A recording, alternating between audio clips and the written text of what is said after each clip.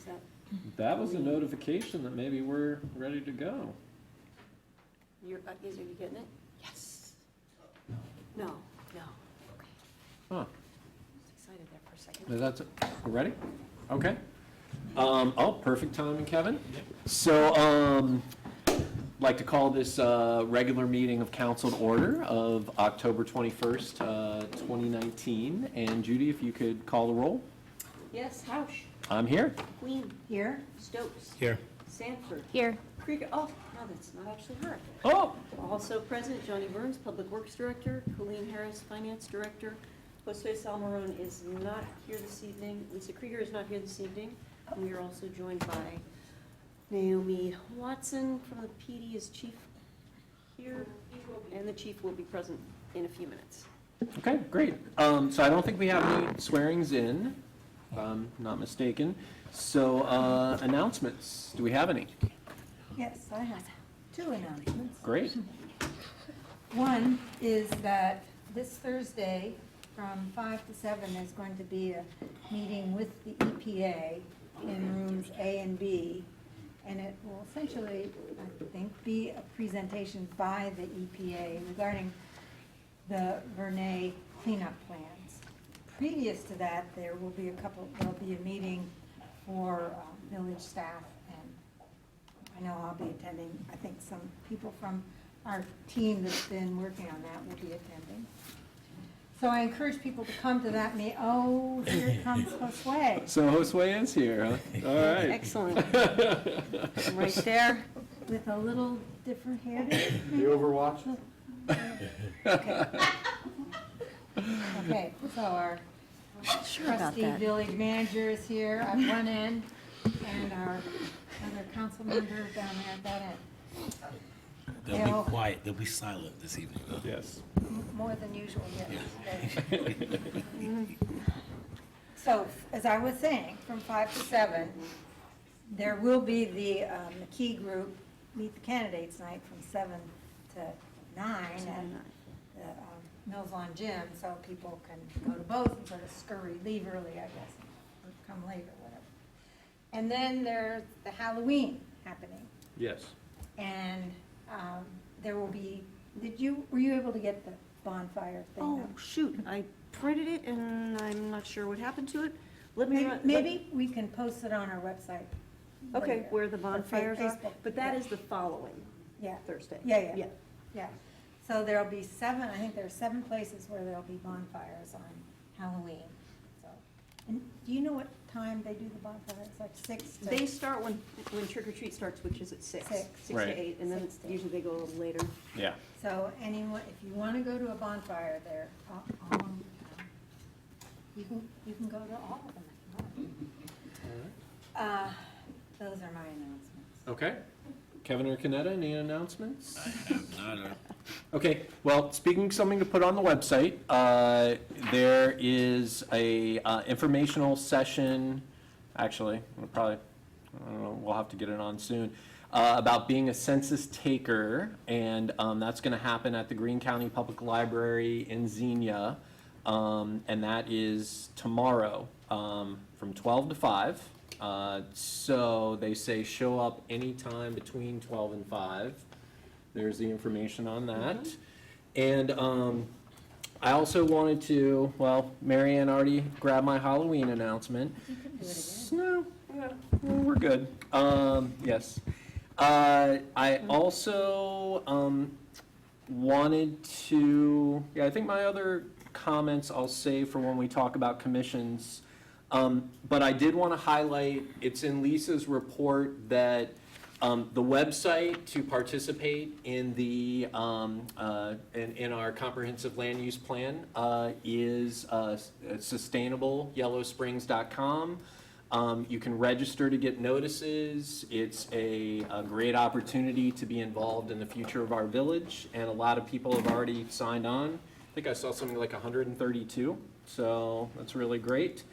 And then I don't want to talk about it too much, but the temporary transportation project officially started today. I ended up personally driving through 5 or 6 times and walking through several times.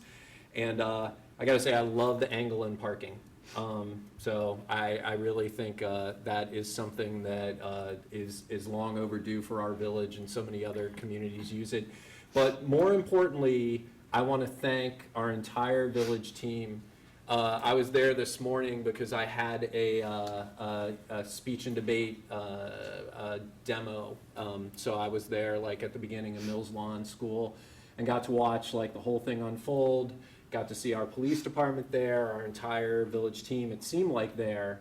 And just the pride and support and, you know, everything involved in that was super impressive. So regardless of how it turns out, I just love that our village team was out in full force and, you know, being positive and helpful.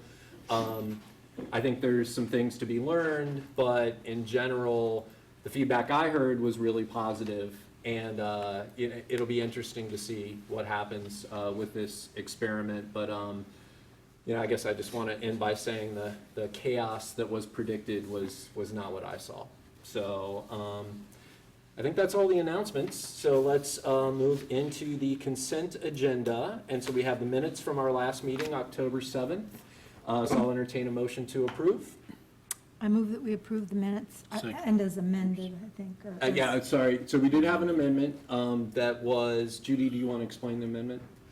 Yes, during the conversation during the presentation on the health survey, Brian had made a comment that he wanted more information about how the data was collected, how many people were interviewed, that kind of thing, particularly with regard to comments made about fluoridation and about senior housing. And he had wanted that in, and I put it in because he said it. Okay. So it sounds like we've got a motion to approve as amended. A second? I second. Okay. All those in favor signify by saying aye. Aye. Any opposed? Okay.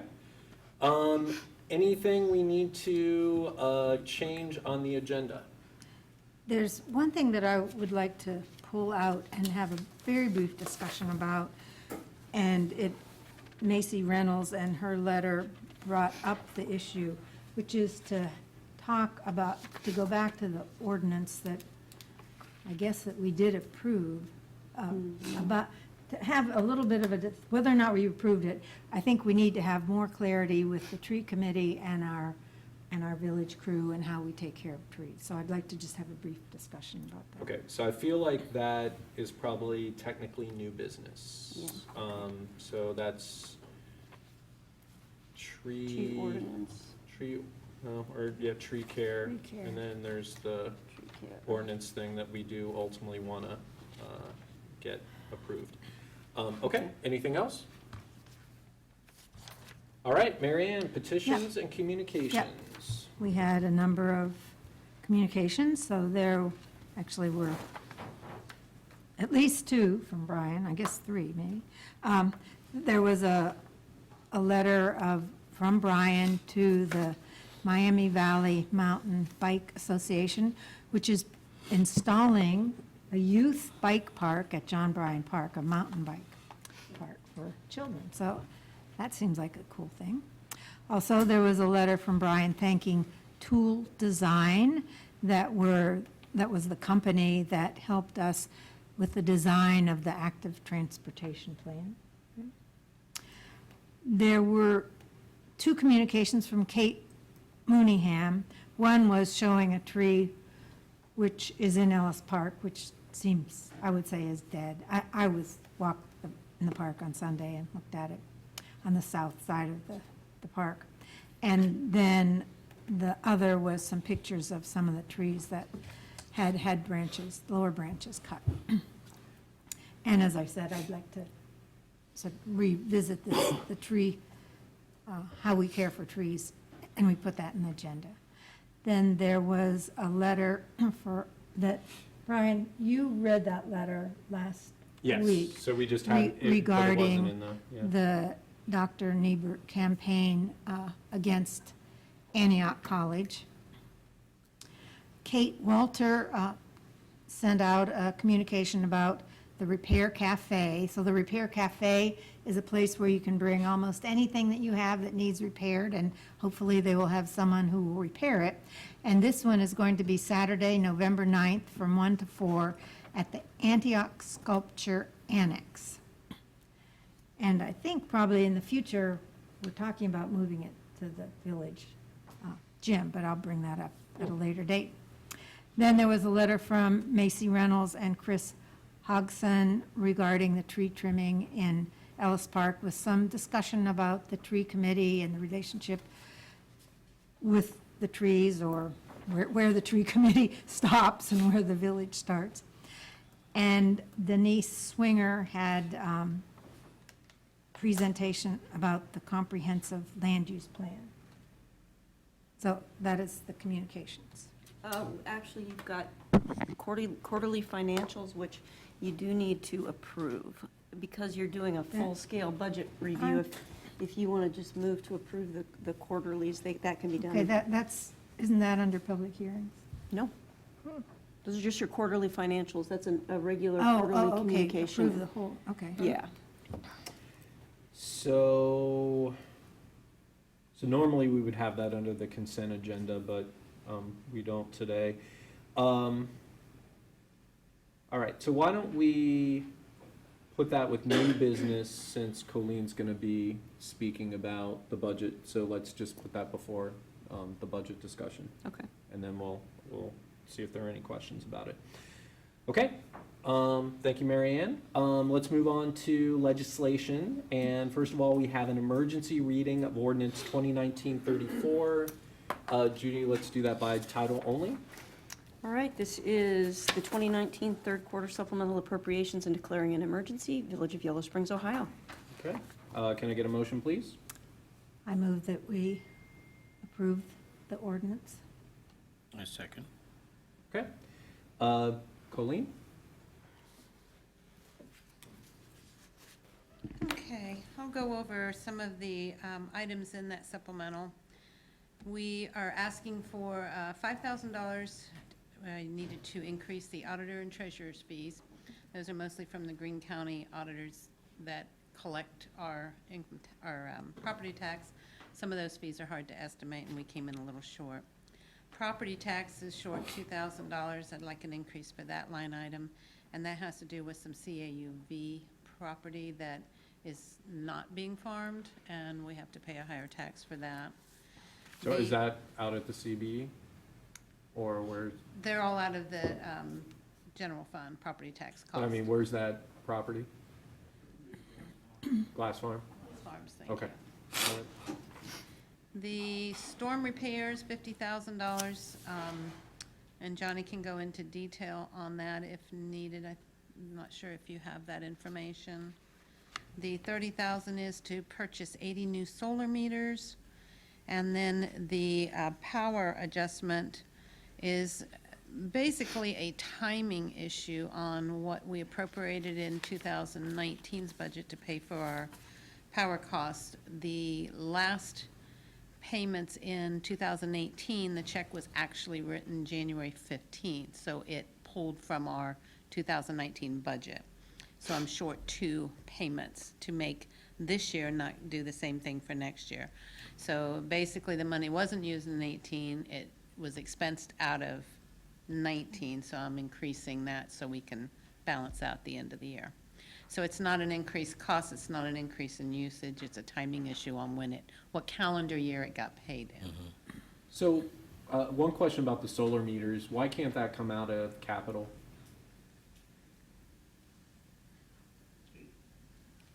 The cost of them are individually less than what we like to capitalize for, so it was coming out of operating supplies. And these will be paid back. Yes, and we'll receive. Recoup the cost once the meters are installed. That was my other question. Okay. So Johnny, maybe you should talk about the storm repairs? The storm repairs will be for Xenia Avenue, that Nippers lot that had a laid up limestone catch basin that was deteriorating and collapsed, and then digging through the area, we found that there was 2 underground storage tanks None of that cost was to the village. We still kept our cost for the stormwater repair, and it got completed and on time. So we have no extra cost. Okay. Thanks, Johnny. Any other questions from council? Okay, so since this is an emergency reading, I'm going to open the public hearing. Thanks, Judy. And do we have any questions or comments? Okay, Megan? Megan Bachman, Yellow Springs News. Just following up, there was going to be some tests of soil samples from the underground storage tanks. I was wondering if that's been released yet? Yeah. We have not received it yet. Okay, so we have not received that information yet, but as soon as we do, it'll be in the manager's report, and I would expect that for November 4th. Okay, any other questions or comments? All right, I'm going to close the public hearing, and Judy, if you could call the roll, please. Indeed, Sanford, Yes. McQueen, Yes. Stokes. Yes. Housh. Yes. Okay. The other piece of legislation is Resolution 2019-46, and let's go ahead and read that in full, please, Judy. All right, this is approving a code of regulations for a Yellow Springs Community Development Corporation. Whereas Council for the Village of Yellow Springs firmly believes that economic development in an environment of collaboration is essential to the continued financial health and well-being of the village. And whereas Council recognizes the necessity for a collaborative body that can provide the insights and flexibility needed to advance, encourage, and promote the industrial, economic, commercial, and civic development of both the Village of Yellow Springs and Miami Township in Greene County, Ohio.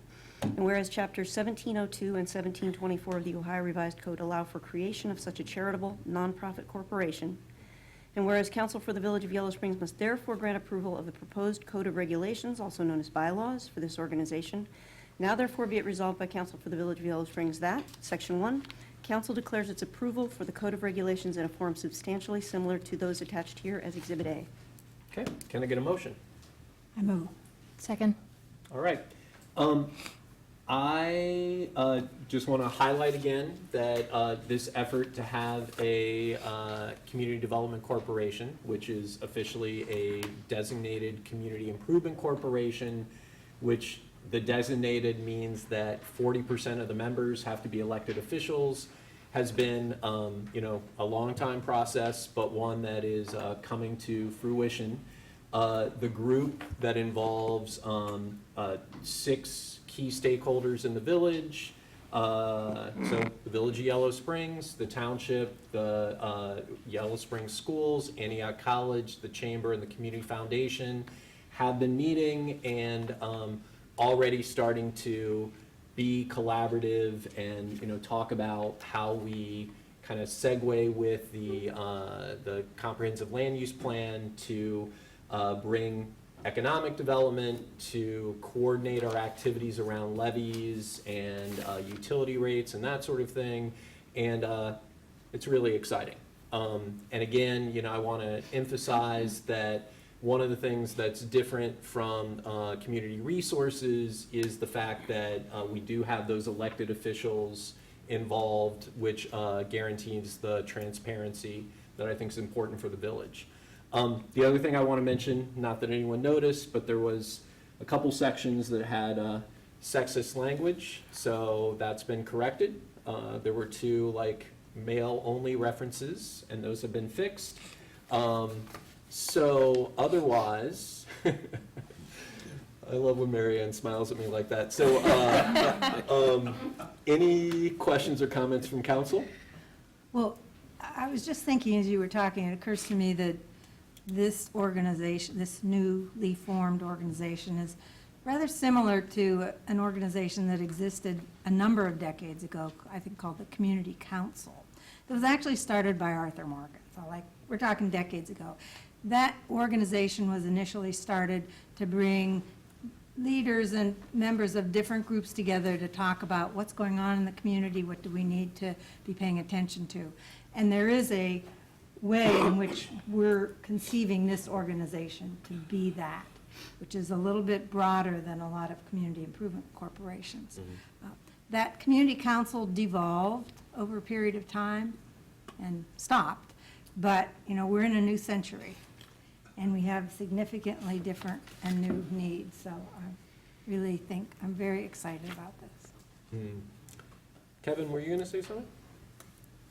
No, I'm just excited the fact that I read and made sure that it's a 501c3, because there's some funding sources that I've been looking at. It's some Wells Fargo impact funds. And I sent the note, and please forgive my voice, I sound like Froggy. I don't know, I think I was, I was pressure washing my fence, and I probably should have had a mask on, so. I don't know what I'm allergic to, but there's a lot of it on my fence. And now it's in there. Right, but most of it's gone now. But yeah, I was just saw some ad about Wells Fargo Impact, and they are donating what seems to be a small percentage of their revenue, but a large sum of money for organizations like this, nonprofits that are interested in community development, in particularly with regard to affordable housing. So I did send a note to Josue and Denise about that last night, and I'd like to bring that back whenever there's a bit more research done. Great, Yeah. great. Any other comments from council? Questions or comments from citizens? Okay, if not, all those in favor signify by saying aye. Aye. Any opposed? Great. All right, so we have a special report up next about the temporary transportation project. Johnny, is that you? Yep. Okay. Mainly, we just want to show it again and see if there's anything that we've changed on it since it's up and running that we can. Given the glacial pace of my computer, you might want to just start ad-libbing and I'll ad-libbing. start it going. So, one thing that we noticed today that we're changing for tomorrow is we're gonna add 3 more water barricades, on Limestone, because a tendency right now is nobody's looking, I'm gonna go ahead and make that left-hand turn. So we're gonna put 3 more barricades there to where they can't make that left, they've gotta go to the right. This is a 3-week study, and we wanna make sure the study's accurate versus somebody taking a shortcut and maybe causing an accident. Me and the guys will be out there again tomorrow to just observe and to see if there's anything that we can add or fix to maybe help the study a little bit as well. We did add 2-way arrow on Walnut Street at the end of Short, showing you can make a right or left. I believe that's it. We widened up the arrows on the road. School put out taller cones for drop-off areas versus the small one. Encourage everybody to go to the drop-off zone, to unload your kids. What was happening this morning is that line was a little bit congested, and they started bypassing the line and 45 of them. So it's best for the children if you go to the drop-off zone versus the kids running across the street right in front of the drop-off zone. And if you want to walk your kids to school, by all means, park and then take the crosswalk to the school. Great. But other than that, I think for the first day, I think it went great. We did implement the short streak by accident on Friday. Because we wanted to get ahead of the game, so we wasn't rushing this morning. But before we got everything done, people started parking. So the easiest way to solve that was just go ahead and open Short Street up one way. And so that's what we did. And then we actually took up half of Walnut on Friday afternoon and then relayed it this morning at 6:30. Okay. So actually, on Friday night, I parked in one of the diagonal spots on Short Street. But when I did that, this was, I don't know, 8:30, 8 o'clock, 8:30. And there's, on the bank side of the street, there's a handicap spot, and there was a vehicle parked in it. Yep, so I had crews come back in because we covered all the signs, and Okay. somebody had removed some covering. And Okay. so they started parking opposite direction in the same spots. So Okay. we put no parking on some cones, and we stuck it there. We actually Xed that one out today, and by midday, somebody had already taken it up. So we're gonna keep our eyes on it and see what we can do. Okay, interesting. And I did want to update, Johnny and I talked before the meeting. I was at US Bank this afternoon, and they asked for a couple cones, which the village can supply because some people are using their parking spots, which shouldn't happen regardless of a temporary transportation project. But, so we're going to do that because we do want to, help facilitate this trial run. I also want to say, I was disappointed to hear about a Facebook post where someone said, you can turn left on Limestone, and just kind of ignore what's going on, kind of to what Johnny was saying. So I would discourage that kind of, attitude and behavior. It's not in the spirit of what we're trying to do, and it is just a temporary 3-week project.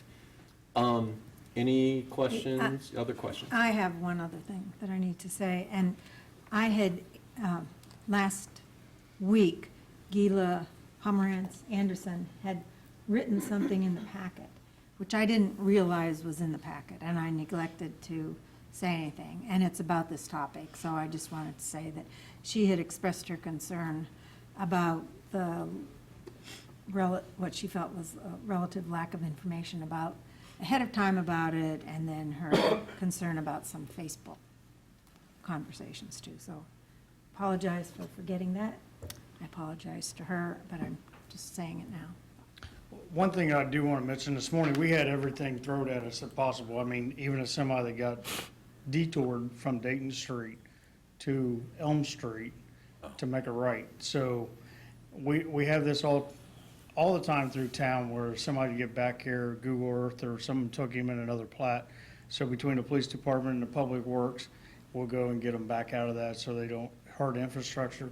Same thing happened this morning, right at drop-off time, here comes a semi 53-footer. And so between the police and public works, we was able to shut down Short Street for a temporary bit to divert him back to 68, so he'd go up to Young's, turn around and go back to Xenia. So, I mean, everything that we got thrown at us, we was able to overcome, so we're looking for a better day tomorrow. Cool. Okay? Good.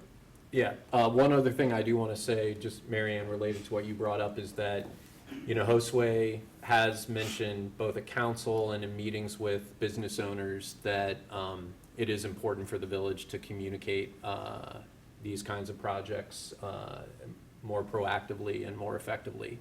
So I do just want to recognize that, that was recognized, that we need to do a better job, and we will continue to improve on that.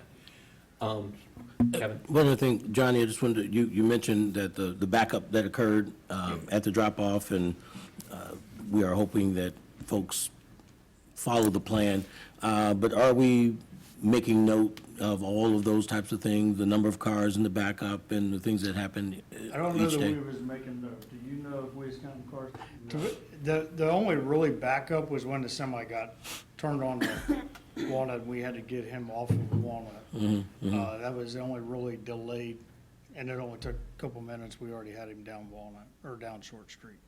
So, but we will take visual note and maybe some notes tomorrow as well. Yeah, yeah. Well, as we said last meeting, we do want to have, as best we can, some data to be able to assess the success or failure of the exercise. Okay? All right. Okay. Anything else from council? Questions or comments from citizens? Please. I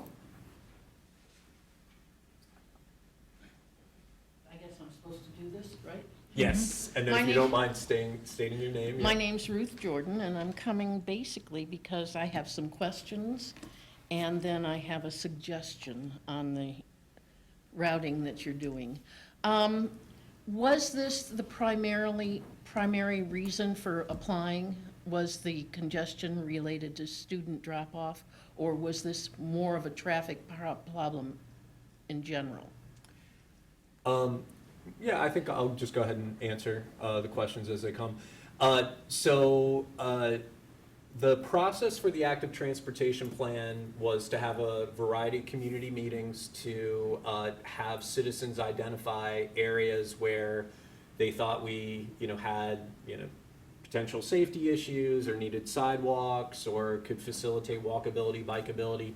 So The two things that I remember from this particular project was, one, the schools and challenges with drop off, pickup, and secondly, the intersection at Walnut and Limestone. Okay, I certainly understand the intersection at Walnut and Limestone and its connection to the school as well. Was any suggestion made by the school district to participate in solving the drop-off and pickup problem? There have been discussions about a permanent solution, and Richard Lapides, for example, that's in the audience, mentioned that there's potentially school property where there could be a permanent, drop-off zone and that sort of thing. So those discussions are happening more actively now. I would like to make a recommendation, and I did call Fairborn Schools, that you take a look at their traffic pattern, because they have one of the largest elementary schools in the state, if not in the country. And their drop-off pattern is similar to other large communities, where drop-off occurs and is understood by the parents of K through 3 behind the building with staff supervision. And there's adequate room possibly to do that without making any construction or bypass. But I think that this is a shared responsibility with the school district. It's not just a community problem. This time is changing. My daughter used to ride her bike from Orton Road to Yellow Springs in the 2nd grade. That's not something that's really a safe situation anymore, just with a given change in times. I think that the school district needs to explore some participation in a K through 3 program that is parent-supported to allow the K through 3 drop-off. I think you would say, save money. I think you would also find a big relief in where the children are actually located. And I'm glad you brought that up, because this is good to share with council as well. We are going to have a meeting next week with Board President Stephen Kahn, with Superintendent Holden, and Josue and I, to talk about what a permanent solution could look like. Well, So- I know that Fairborn is putting together a packet for me that I will drop off, showing how they do their flow pattern, and it's similar also to Trotwood Madison. So there are other options that maybe we need to look at before we go to large extent of altering the traffic patterns. And I'd like that to be trialed as well as an option before a final decision is made. I think that would be reasonable. That's all All I right. have. Thanks, Ruth. Any other questions or comments? Laura? I can just share what I experienced so far with it, and I didn't do what you did, Brian, and did it 7 or 8 times, but, my usual trips around town, I was coming from the north side, and I tend to use Walnut. I've said to you before, I don't want to go through downtown, add to the congestion. So I was really doing good, going the right way on Walnut, and then I'd forgotten that when I get to the end of Walnut at Limestone, that I can't turn left to go to Livermore.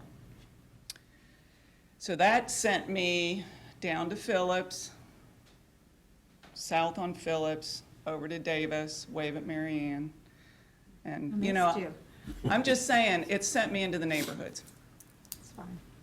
Well, are we measuring the traffic going into the neighborhoods? And do we know what it was before? And this was my point before, is it's going to funnel some traffic over into those neighborhoods. And more, and also now that I know that that is my route, if I do choose Walnut, I will be going through the middle of downtown or High Street, again, a neighborhood street. And the other thing is, I tried to get to the ATM also from the north side, and it was on the weekend, so I parked in an employee spot at the US Bank, because of course there's no parking spots on Xenia to get to the ATM. So I often would park in front of the school and just walk over, and then I couldn't do that. So that was my experience so far, so I'm sure you'll get a lot more feedback. All right. Thank you. Thanks for sharing that, Laura.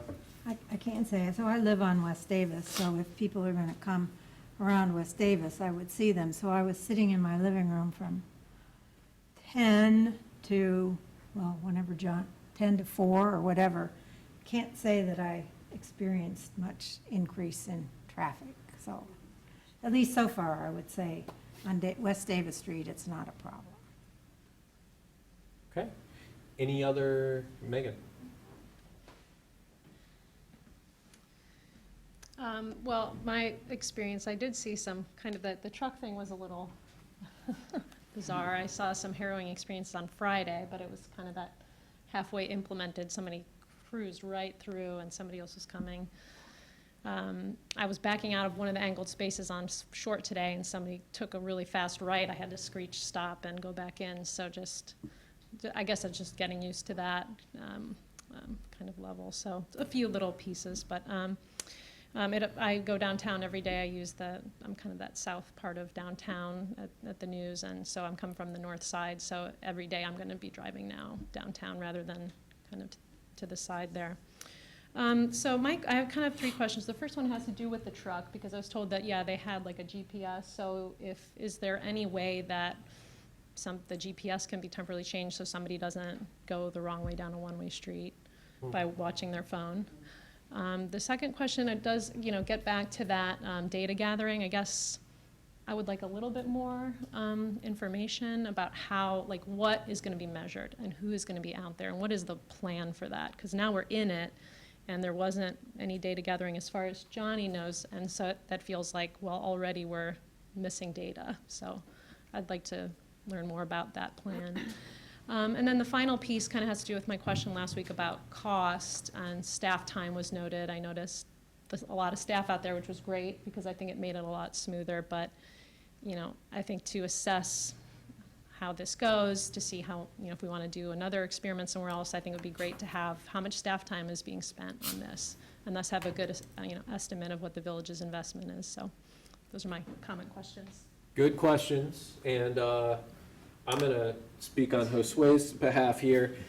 And start from the third question. So I think he's already anticipating a debrief at the end that will assess the cost and staff time. And I agree with you, that's something that, as we move forward with other temporary transportation projects, which I think we should, that we need to have that in the mix.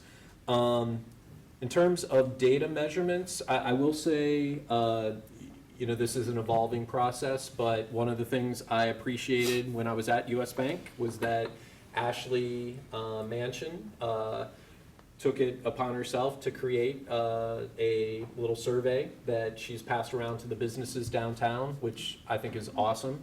And I guess I would encourage more of the anecdotal data from people like Mary Ann, because since I usually am in the neighborhoods, because I do a lot with the schools, I never see much of any traffic, all right? So I'm not saying that that is, super quantitative or whatever, but I guess I question whether that could become that big of a problem. But anyway, so I think that's one of the things that we have to look at and be proactive about. And then the last thing, let's follow up on whether we can do that GPS thing. It seems like those are pretty dynamic, that they can usually update when there's construction. So we'll look into that and see if we can update it for this time period. So great questions. Yeah, or have we already done that? The GPS thing was, he would have been in this area anyway. For some reason, it routed him to go to 68 down Elm Street. So we'd already had this scenario. It's just like if they're coming down 42 trying to get Springfield through Cedarville, it'll send them to Grinnell, and then they'll make a left on the Corey, and they're stuck back in that Platte and the Birch. So it has, Chief and I was talking about it today, we don't know who to call to figure out the whole GPS thing with truck drivers. All right, well, maybe we'll do some, because I think most people use Google Maps, and so, it's just interesting to me, because it does seem like it updates, fairly regularly, but So, thanks for. I'll just add this. I know folks who have fifth wheel trailers, and so they don't use Google Maps. They use something that's specifically designed for, I got this great big old tall thing, so I can't go down that street where the traffic light is hanging, 20 feet off the ground. So there's a special thing that, I mean, we all say Google Maps like we say Kleenex. But I know campers, folks who have fifth wheels, there's like this community of folks, and they have something specific that says, I won't take the normal routes. It takes them where they know there's nothing going to be hanging over, or they won't go under an overpass that's too low for their vehicle. And I would think that the truckers have to be doing something, so it's not Google. Yeah, if you try to get an answer from Google, it might be difficult, but I think some trucker could answer that question Well, for us. certainly we have signage, don't we? I mean, Yeah, often by the- apparently they don't pay Well, by the attention time to you, that. by the time you get to this bridge is too low, it's too late. I mean, Yeah, you're but at I the mean, we bridge. have signage before you get to the bridge is Yeah. too low. Well, there's an answer to the question awaiting us. All right, well, we'll take a look, yeah, Judy? And just, I hope I'm not speaking out of turn, but I did back and forth with Josue a little bit about the Survey Monkey and when the information would be up. And my guess would be that he's waiting to do any counting, any data collection until Friday or Saturday, because we're still in the implementation process of the project. And there's, I mean, it's not a set, people haven't kind of gotten habituated to it at this point. He was waiting to even put up the Survey Monkey until Friday. So that may be why you're not doing counts at this point. That's just my guess. Okay. Any other questions or comments? All right, thanks a lot, and, I just want to say, we appreciate regular feedback about this, because, as Ruth highlighted, we don't want to make any permanent change until we've tested it out. So, thank you. Okay, so we are moving into citizen concerns. So this is the time on the agenda where we entertain any comments of items that are not on the agenda. And we ask you to limit your comments to 3 minutes. So do we have any citizen concerns? Okay. All right. Yep, oh, okay. Old business. So let's talk about the dog park. Richard? Okay. We did this together. All right, yes. All right, this is, First, interesting factoid. We met with the dog park consultants, and apparently dog park consulting is a growing business. That's the first thing you need. The dogification of the country is happening. 74% of American households have a dog. We don't know if that percent applies to Yellow Springs, but why not? We could figure it out, actually. There's a way to do it. But I'll just lead with that. So it's going to affect a lot of people. It will. It really will. The second thing is we examined 2 sites, one really just conversationally, because we ran out of time. We talked to, it was myself and Johnny and Beth and Tom Miller, who own this consultancy. Tom is the chief petting officer. I just mentioned that to you. So first, what a great job. Right. yeah, it's really amazing. They're very funny, they're very knowledgeable, and it was easy to work with them. They're really cool. We also have Brad All. Oh, yeah, Brad, because we were inside his responsibility area. Water Thank you. towers, Yeah. correct. So we talked a great deal about Betty Hughes Park, and here are the issues. You'll all recognize this immediately. It's very small. There are neighbors right around it, right on top of it, and there are a lot of them, and there are parking issues. So we really kind of said, I don't think so, because we had this next choice, which everyone in the group agreed was, I don't want to say a no-brainer, but very straightforward. That's the water towers. And we learned a lot about that whole area from Johnny. Correct. As you face the towers to the, Well, it'll be northwest. yeah, towards 68, okay? Oh, okay. East. That's the easier way. The east side. East. East side of the tower. East, yeah. The east, there's a smaller area relative to what's on the west side, which is a big area. Furthermore, I learned, got educated. Majority of our infrastructure and water lines go that way, go to the east. The other thing it does is if the tower overflows, that's where the wall of water goes, so therefore, if the tower overflows for some reason, it's gonna be a mud mess. On the west side, there's more acreage, there's no infrastructure over there, and it's 1 acre of basically a little bit hilly, flat land.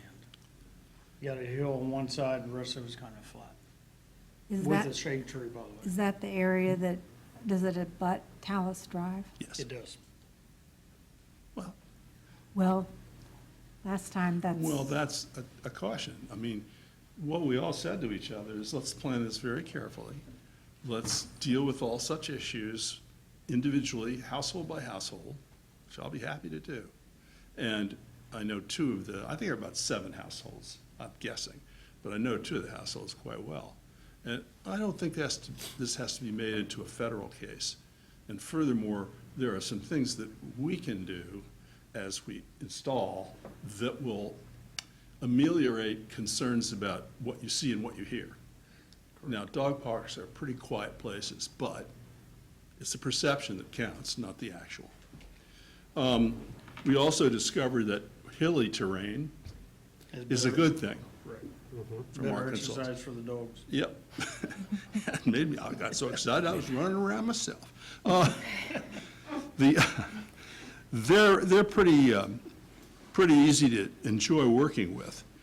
the They're, dogs. no, yeah, And consultants. yeah.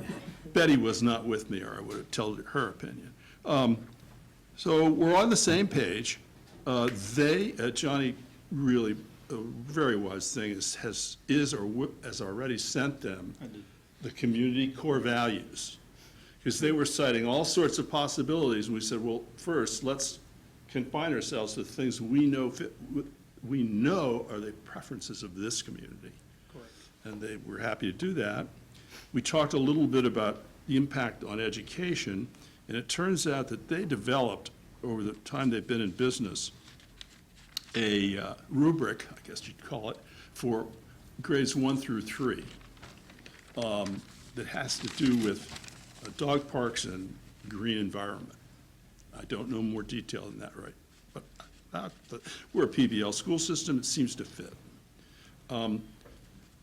My impression is, at this time, that we're really interested in a phase 1, phase 2. Phase 1, very basic, there's no use putting in accoutrements until we know what the community thinks about the basic dog park. And the accoutrements can wait. So what's basic? Basic is a fence. The dog park has to be separated from the water towers. And there has to be garbage cans, and there has to be the access to poop bags. Apparently, all over the country, the biggest problem with dog parks is that a very large % of people who use them do not pick up the poop. So we want to see how to handle that. My impression too was that one way to do this is to put a vestibule at the gate that's now there. As you drive right past the parking spaces in Gaunton Park, keep going. There's a grass dirt road there, goes right to that gate. Probably been used for years to access the towers. And that, put a vestibule there, and then the dog and the dog's person would go through that vestibule and then walk that fence, There's a second gate closer to Talus Drive, that's true. and we can put a vestibule there. Yeah. They enter the first gate, it shuts before the dog goes on. Right. That way, if other dogs are running, they don't run out the main gate. And then go through the village. Please? Got a Sally port for those dogs. Yeah. What a good idea. So we would have had this organized, but we didn't meet until Friday. It's too late for the packet. So this is just a verbal, And 2 things that I sent Beth was the core values that's on the wall. And then we sent her a overview of that area, and it's actually 1.7 acres down there on the west side of the towers. And then she'll come up with some kind of a plan for us to go to the next stage. The point I've made before, when I introduced the topic, is that I think it's incumbent upon the 73% of us who have dogs to chip in and help organize the capital required to do phase one. That doesn't mean that we wouldn't know how to address the operating costs. The only operating cost for that acreage now is mowing it, I think. Correct. But I can't predict yet. Also, the fees, we'll have to be responsible for the fees to the consultants. And I talked to them about fees, and they can't really tell us until we scope the project. Once they see the scope, they can give us numbers. Then the most important thing, I don't want to leave this out, the water towers are apparently going to be repainted. Yes. And inside, they're going to be, They'll be painted inside and out. The inside's Okay. another type of epoxy. so I think that it's an opportunity, since that's now possibly where the dog park's going to be, and the fact that our school system are bulldogs, and there's little blue paw prints all over town, we could use that as a point of departure. However, an even better idea has also been suggested. That one got shot down. That's a really good one. The idea would be to paint in large letters on one of the towers the word hot, and on the other tower, the word cold. We thought that was cool. I mean, you guys, you have a sense of humor, why can't the rest of us? One thing that's also important to note, and I heard a comment over there, is there is water available. We have a hydrant out there that we can actually run Yep. around the water towers for water for the dog park as well. Yeah, that's important, I forgot that. Yeah, there's water there. Yep. And that's the So, news. okay, so I want to say, first of all, before my time in the village, I know the dog park has been planned, there's been like student projects about it. I mean, it's been something that has been delayed way too long. I appreciate the efforts to really drill down on this, and I think while, you know, it might not seem to everyone that, you know, why are we spending so much time talking about a dog park? I think it is very important for the village and a great thing to really look at as a community amenity. So I really appreciate the efforts, and, you know, as I said at the last meeting, I want to see this happen. And, you know, we've talked about it long enough. I think it makes a lot of sense. So thank you. I will add one thing. A lot of people who own dogs and know that it's healthy for the dogs to run free are intimidated by the fact, literally intimidated by the fact that it's illegal to do it. You know, they're very skittish. I was surprised that some of those people who came forward and spoke to me about it, I didn't think of them as the least bit easy to intimidate, but they don't like being scofflaws.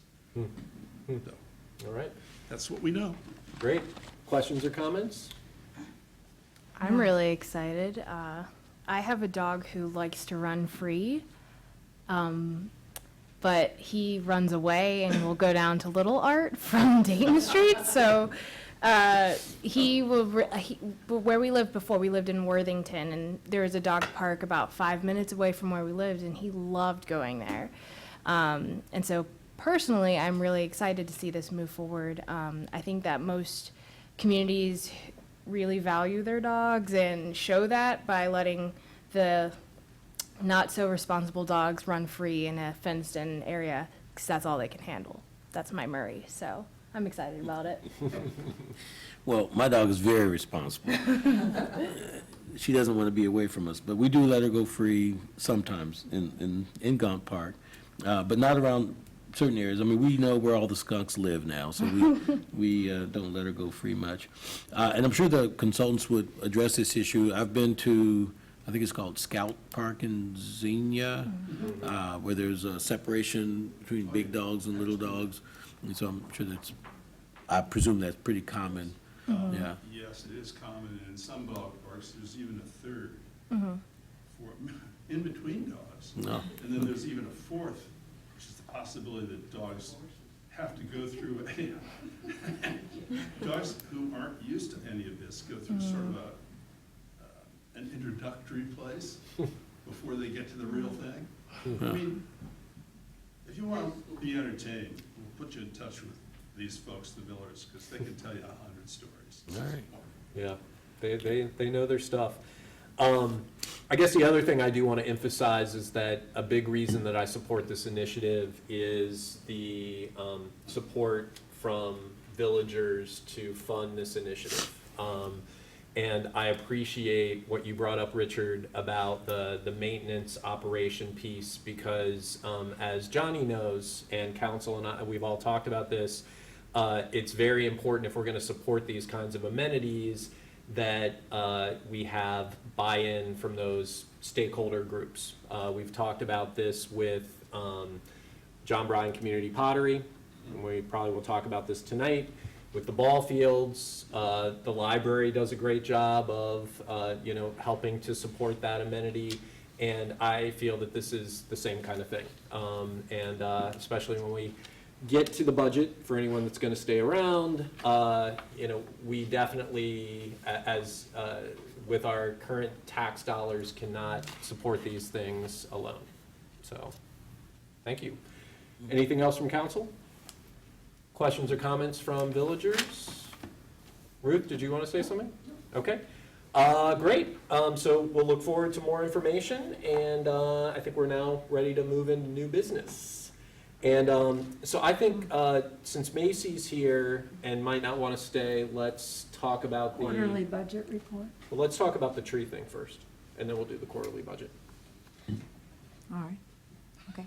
So, I remember about a year ago, we talked about the village becoming a tree city and what would be involved to do that, and we were talking about having a tree commission, and at least I'm one person that sort of put the brakes on that and said, I don't think we need another commission, and I didn't really care whether we were tree city or not, but I care about trees. And then my recollection is that we said, well, then we need to have clear relationship, communication, guidance, guidelines with the tree committee. And then I'm not sure what happened to that. But what I wanted to say was I think the tree committee is a great resource. The village and the tree committee should be able to work well together. And I want to make sure that that does happen. So I'm not sure what has to be done in order to have it happen, but it seemed like there was going to be something written that would say what the relationship was, the roles and responsibilities, and right. I don't know where that is. So I can say one thing. So, and I still would like to be Tree City USA, but that being said, one of the things that we decided to do when Josue came on, this is one of his 6-month projects to finalize that ordinance. So that is on the docket to finish soon. I think the other issue that's come up is having one of our staff trained to be an arborist. And I think that there's a really compelling argument for that, and I think that that should be part of what we look at, and it could even be embodied in the ordinance, that we have an arborist on staff. So I think we're almost there. Patty did a good job of moving that ordinance mostly complete, and then the only thing we pulled back on was the Tree City requirements. So yeah, I would say second meeting in November, we should have a draft ordinance to look Well, at. I would request that we have whatever exists now be in the packet for our next meeting. Sounds good? Let's take advantage of what's happened and Yep, utilize it to move this forward. okay. And since Macy is here, do you have any thoughts about this? Yeah, and Chris too, Chris? and Macy Reynolds. And the Tree City thing had an arborist in it. That is part of the requirements to be a Tree City, is that you have a full-time arborist. We decided we probably didn't need a full-time one, but at least somebody with either hiring someone part-time to be an arborist or training one of the staff members to be an arborist. And the problem that came out of Ellis Park was the fact that they thought the tree had been pruned too much, you know, and that is something that an arborist would know, you know, as Chris and I get out and work with trees, and she knows more about pruning than I do, you know, but neither of us are arborists, and our tree committee are not arborists, certified arborists. And so we know how to do the little things, and we do take care of the trees for 3 years. So that means maybe 90 trees are under our jurisdiction.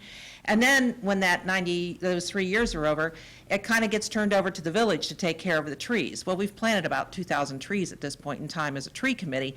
So that says about more than that, about 1,900 trees are, you know, still being done by the village, and that's a lot of trees.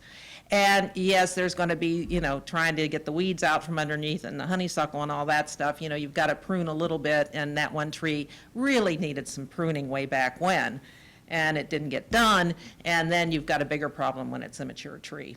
So that's the kind of thing you run into. But if you have an arborist who can go out and say, okay, yeah, this is, you know, do we cut the tree down? Do we, because it's way too much stress on the tree to do what we have to do, or do you say, yeah, let's cut this year and this next year? You know, those are their decisions to make because they've had all that training. And I think it's important when we have so many trees and we have such a good tree canopy in this town. You don't want to lose it. You want to keep it healthy.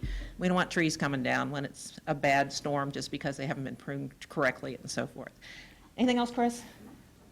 Okay, I guess that's it. Do you Thanks, know, Macy. do we have anyone in Yellow Springs who is an arborist? I think Is Bob Bob Moore? Moore? Yeah? At least maybe we could contact Bob. I'd be willing to do that. And talk to him and see if at least initially he would be willing to at least make some suggestions, whether he'd be willing to help at all. I don't know, but at least get in touch with him and get his input on that. So I'll do that. okay. Thanks, Macy. Okay. I want to say, you know, the other important thing about having a tree ordinance is making sure that we have policies for siting those trees in the right places. And this relates to sidewalks and other infrastructure. So there are a variety of reasons why, you know, this is an important thing to have in place. Yeah, so let's get her done. Okay, any other comments on that topic? All right, so then we've got the quarterly financials. Colleen, do you want to speak to anything about those quarterly financials? Basically, we're at. You're going to come up to the mic? Yeah, I should do that. And you're going to be there for a little while, so. Well, I have Oh, yeah, my, that's right, you're going to be by me. computer set Yeah. up there, which will make it a little easier. Yeah, The quarterly finance report, our target is to be at about 75%. And going through and reviewing, just generally on the revenue side, we are at 89.73% of revenue taken in above our target. And for our expenses, we are at 71%. So as routine, we do try to keep that estimate real on the revenue, and we usually do receive more than what we anticipate. And with the expenditures, we also have what I call in our budget, a not to exceed. So we always try to come in under, and right now, we're really on track. I don't see any issues on any of it. If there's any questions, though, we can go through. well, one thing is, so just to clarify what that 89% average means, is that if, like, in third quarter, I mean, we're essentially exceeding expectations on Yes, revenue, right? yes. Which is a great thing. Yes. And we see that with things like the lodging tax, and in other areas, Interest. which is, yeah, and, right, yeah, so those are really positive. One thing before I forget, have you connected yet with the, school treasurer, the Yellow Springs school treasurer? No. It came up in our Community Development Corporation meeting that their income tax collections were not on track. And one of the things that we've talked about in the past is having, sort of our finance director and the school treasurer kind of know each other and, communicating. So I've got her contact information, but before I forgot, I wanted to mention that it'd be great if you could connect with her. Okay, sure, certainly. Okay. Anything else about the quarterly financials? Any questions from council? What page on This is at the very end, so, The very last thing. yeah, so Packet it's that's like the from- last 20 pages or so.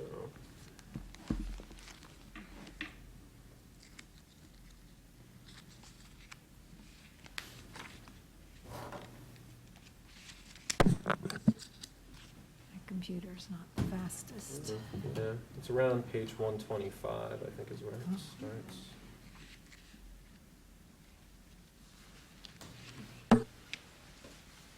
Actually, I did want to ask a question while Mary Ann's looking, which is related to how we're doing with John Bryan Community Pottery with the new arrangement.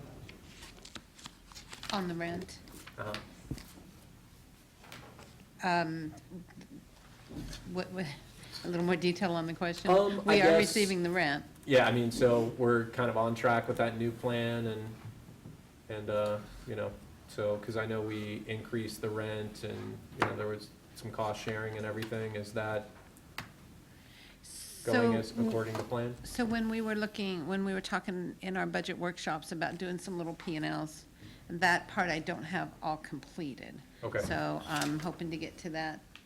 Just getting this part of the budget put together kind of ran me under the wire on getting Yeah, I that get completed. that. But I still have those notes of looking at the pottery barn, looking at the ball fields, looking at other sources of income, so I should have that shortly, hopefully. Okay, good. Yeah, because Very soon. that will be definitely on my mind, as we Okay. think about the capital projects, so, Okay. okay. Anything else? So you're comfortable with the, Yes. Yeah, I will say, I took a lot of time today, to look at the packet, and, I was really excited about revenues exceeding expectations and expenses being, a little bit it's always under. nice, isn't it? Yes, Yes. yes, that feels good. So, okay. Okay. Motion to approve? I think we're ready for that. All right, so can I get a motion to approve the quarterly financials? I move that we approve. I second. All right, all those in favor signify by saying aye. Aye. Any opposed? All right, Thank you. so let's talk about the budget. So I'll just have to scoot over a little. Oh, Is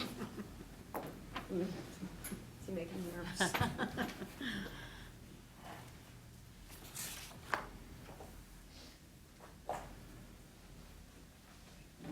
My mouse going here.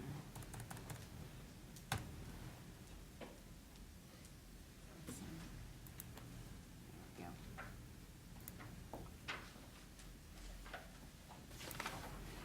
we go. Okay. Josue had asked me to start with our pie chart that was pretty popular last year. So we have the, just a breakdown. You can't hear me? oh, Oh, it's Which one? Go That into one? the room anyway, you just have to speak up a little bit. Okay. So- All right. Okay, so we'll start out with the pie chart, and we're looking at the expense budget in total. Can you hear me? No? Can you hear me? Thank you. Agency funds are projected to be $125,500. Capital project funds, and we'll go into a little more detail, it's $1,173,000. Enterprise funds, $7,469,585. General fund will be $4,162,771. And the special revenue funds, $1,527,907, for a total for the budget of $1,458,763. On the general, Excuse me, Oh, what are yes. agency funds? the agency funds are the police pension, all the 900 numbers in the budget, mostly police pension. The general fund revenues, we're estimating, and you can see the breakdown, but the total would be $3,513,885. The majority of that to pull out is from the local taxes, city income tax, that's 51% of the estimated revenues for 2020. General fund expenditures broken out by department, the total Could would. you go back? Yes, go back. I think I can go all the way through it and come back to it. From the beginning. To the revenues? Yeah, I mean, Uh-huh. because we haven't seen the pie chart thing before, just, Oh, sure. And we just, so the income tax is approximately 50%, and then the real estate tax is a little over a quarter, 27%, and then everything else.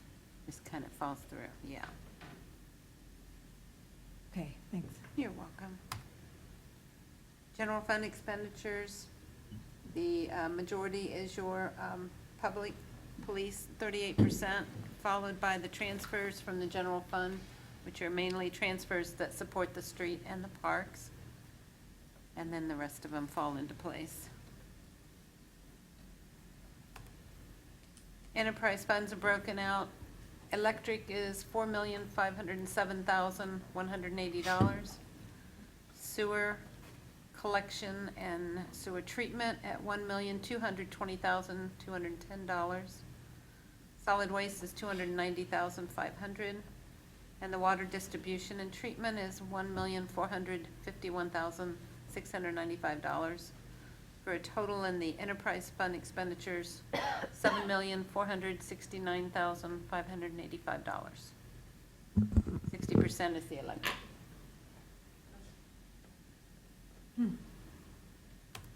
And that is, I have a question, and so for Johnny, I guess, more. So electric is more than 50%, right? yes. In terms of the work, that's the staff work that has to get done, how does that break down between, you know, the amount of time for staff between electric, water, sewer? Is that sort of the same, would you say, or?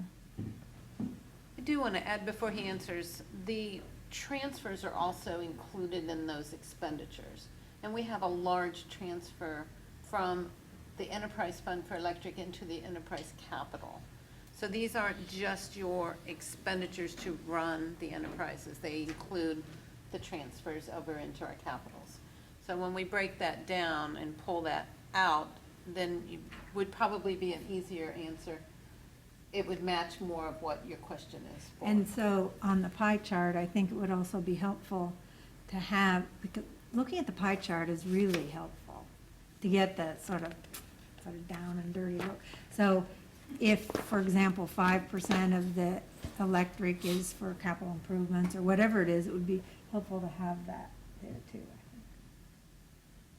Try to break it down without the transfers, and with the transfers is what you're. Yeah, so you have the electric, it's at 60, whatever percent it is, and then within that, have it sort of divided. So that gives us a sense of, okay, this is how much we're setting aside for capital, and the same for water. Okay. I'll get some help from our I mean, village manager. I guess just more to- detail. Sure. Maybe we could just do a whole nother pie to add that, with one with and one without the capital. Any other questions on the pie chart?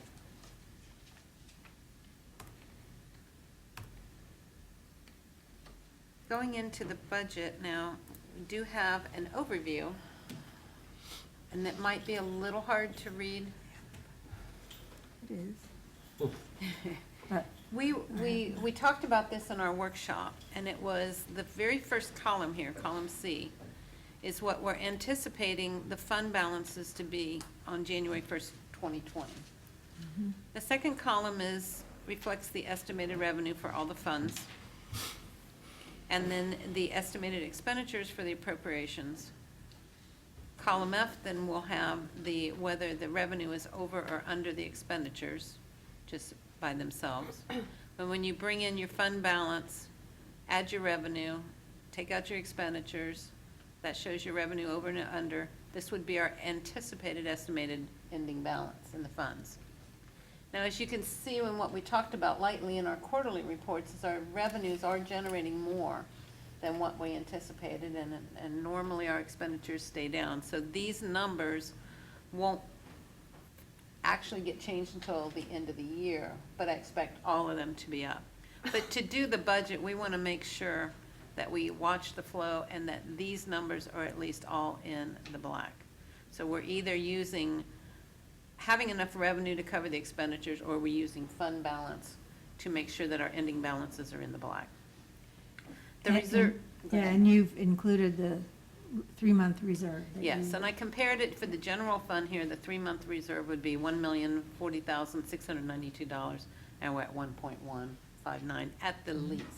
Again, knowing that these are gonna be up. And the other funds that I watched for the minimum are the electric enterprise fund. The minimum would be 1.1, we're at 1.7. The water fund, a little closer, but we still met our minimum. 362,000 is the minimum, and 426, my eyes are getting blurry, is what it's projected to come in. And then the sewer, our minimum at 305, and we're 848. So all of our funds now, since we've had our workshop and we've been able to work on some of these expenditures, we didn't change any in the revenue, but we were working on our expenditures, have everything covered at this point. So then related to that, are we thinking about some capital transfers for like sewer, for example? They are in here, right here, water, sewer, and electric. This transfer out of 125,000 from the water distribution, that's your enterprise fund, and out of the water treatment. So that 250,000, when we were looking at the pie chart, was included in those expenditures. I will break that down. That goes over to water capital. This 250,000 then comes right back over here under water capital to support what you'll see in the capital report that Johnny will go over with us, help Right. support those. And I remember, we've got a lot of relining projects. I guess what I'm getting at is, I mean, if we're over double what we need to have in reserve, and we talked about this last year with electric, shouldn't we be moving more into capital? And we can. The electric fund, the enterprise fund right here, is gonna end at 833,000. So, and that's moving 50,000. So yes, we could definitely increase that amount if that's consensus of council, absolutely. Yeah, because as I looked at the capital projects that we're thinking over the next 5 years, and, sort of reviving that discussion about right-sizing our funds, I think that's the direction that we should be looking at. And, what about stormwater? Where does that, We don't have, Right now, it's out of the general fund. yeah, Oh. specific. It's out of the streets. that needs to be changed? That seems like that's something that needs to happen. I don't know if it can happen for this budget or not, but, I mean, because we know we're gonna be having expenses for that, and I don't know whether you can take money from sewer and put it in stormwater or not. I don't know, that would be a question we'd need to ask. I mean, it seems like it's a similar answer to, when we've talked about that, we can ask for permission to take it out of the electric fund, but I know we made a decision not to do that because of things coming up, but I would imagine it would be a similar situation. So we should look into that. I'll put that down to check with Josue when he gets back, and we can look about trying to get some capital for the stormwater expenditures. Yeah, because I want to make sure, and that's why I mentioned the capital fund earlier, even though that was a small amount, I want to start using these capital funds, and preserve the general fund as much as we can. Absolutely. We do have, from the general fund, we put 25,000 in the parks capital, 25,000 in facilities capital, 25 in capital equipment, and then the police pension is an obligation that we have. The rest that goes into street and parks, it also includes most of the revenue source to fund streets and parks. So it might be just more transfer of the general fund going into streets, but we'll have that conversation when he gets back. Cool. And I can update. Any other questions on our overview sheet?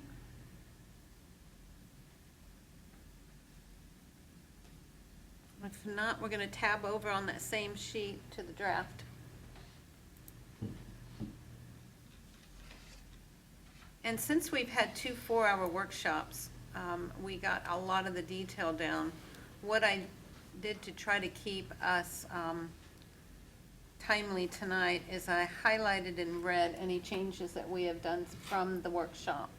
And then, since this is still a conversation and discussion, anything that we need to work on after tonight's meeting, I'll also highlight in red and pull off the other ones. So we'll keep you updated that way. So we start out with the general fund. Unless there's any questions specific, I'm looking for items in this column that were red that we changed. Let me go back, I don't see any yet.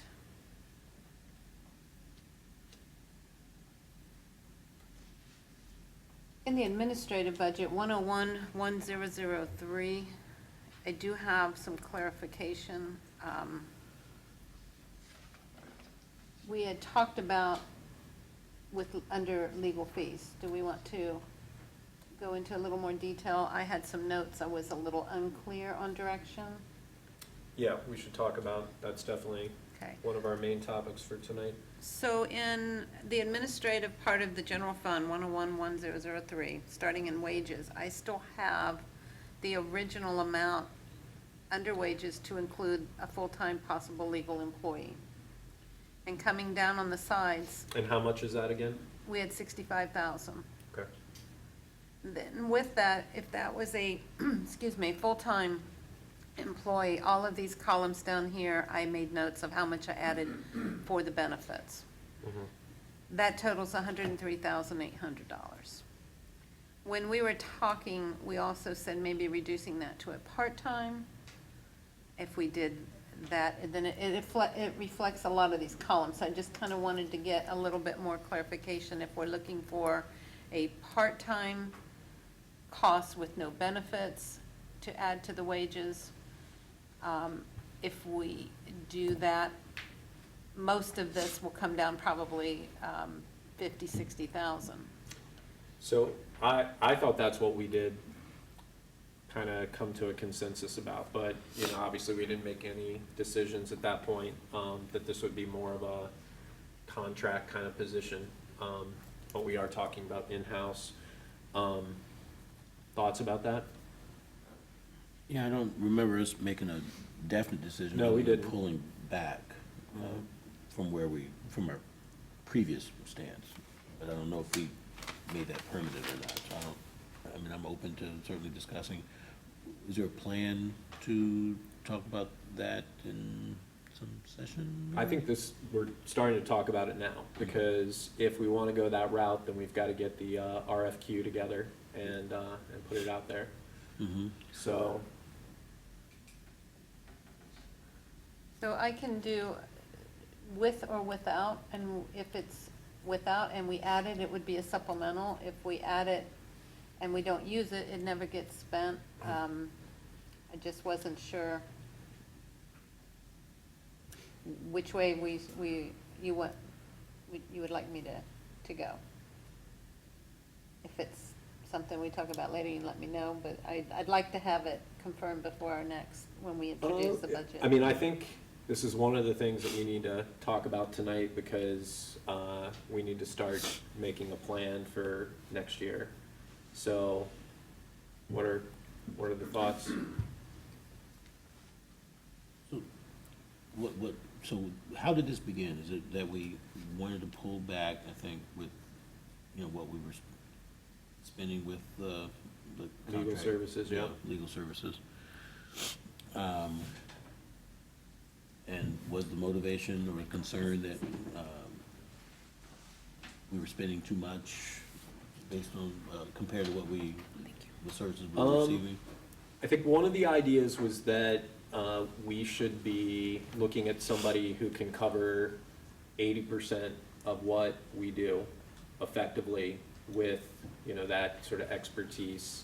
And then we have to allocate, a little bit for, other things that might come up. Mhm. So, and then that then directs what the RFQ looks like. And so, we've gotten a little bit of analysis, and, Lisa and I with the finance committee about what that 80% is comprised of. It's a lot of personnel issues, it's writing legislation. Judy, anything else I'm not highlighting? Well, I guess records requests.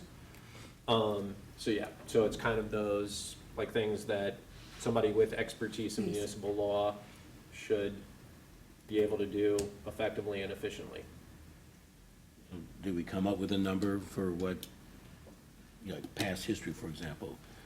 Last year, if we had a full-time person versus the contract, if they were able to cover 80% of those costs, I mean, what did we spend last year on 80% of what we needed?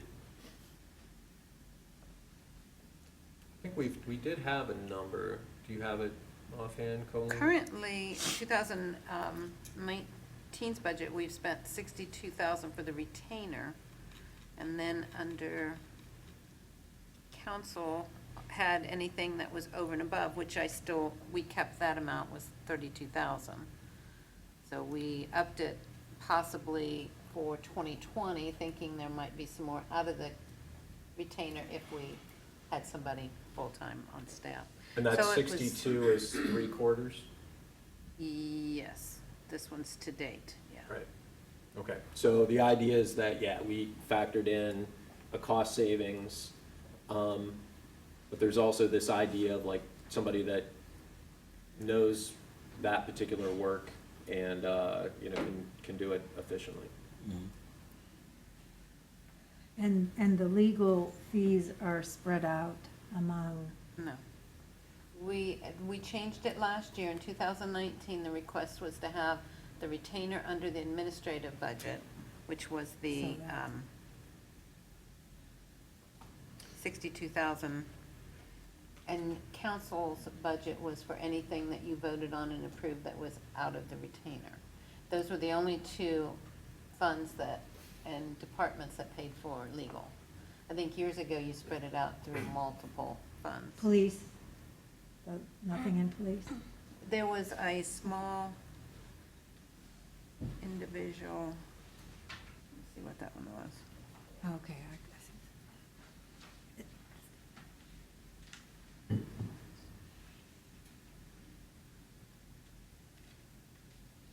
$5,000 Okay, so, and then what was the legal expense for council outside of for this year or last year? Current or the one we're working last, on? last year?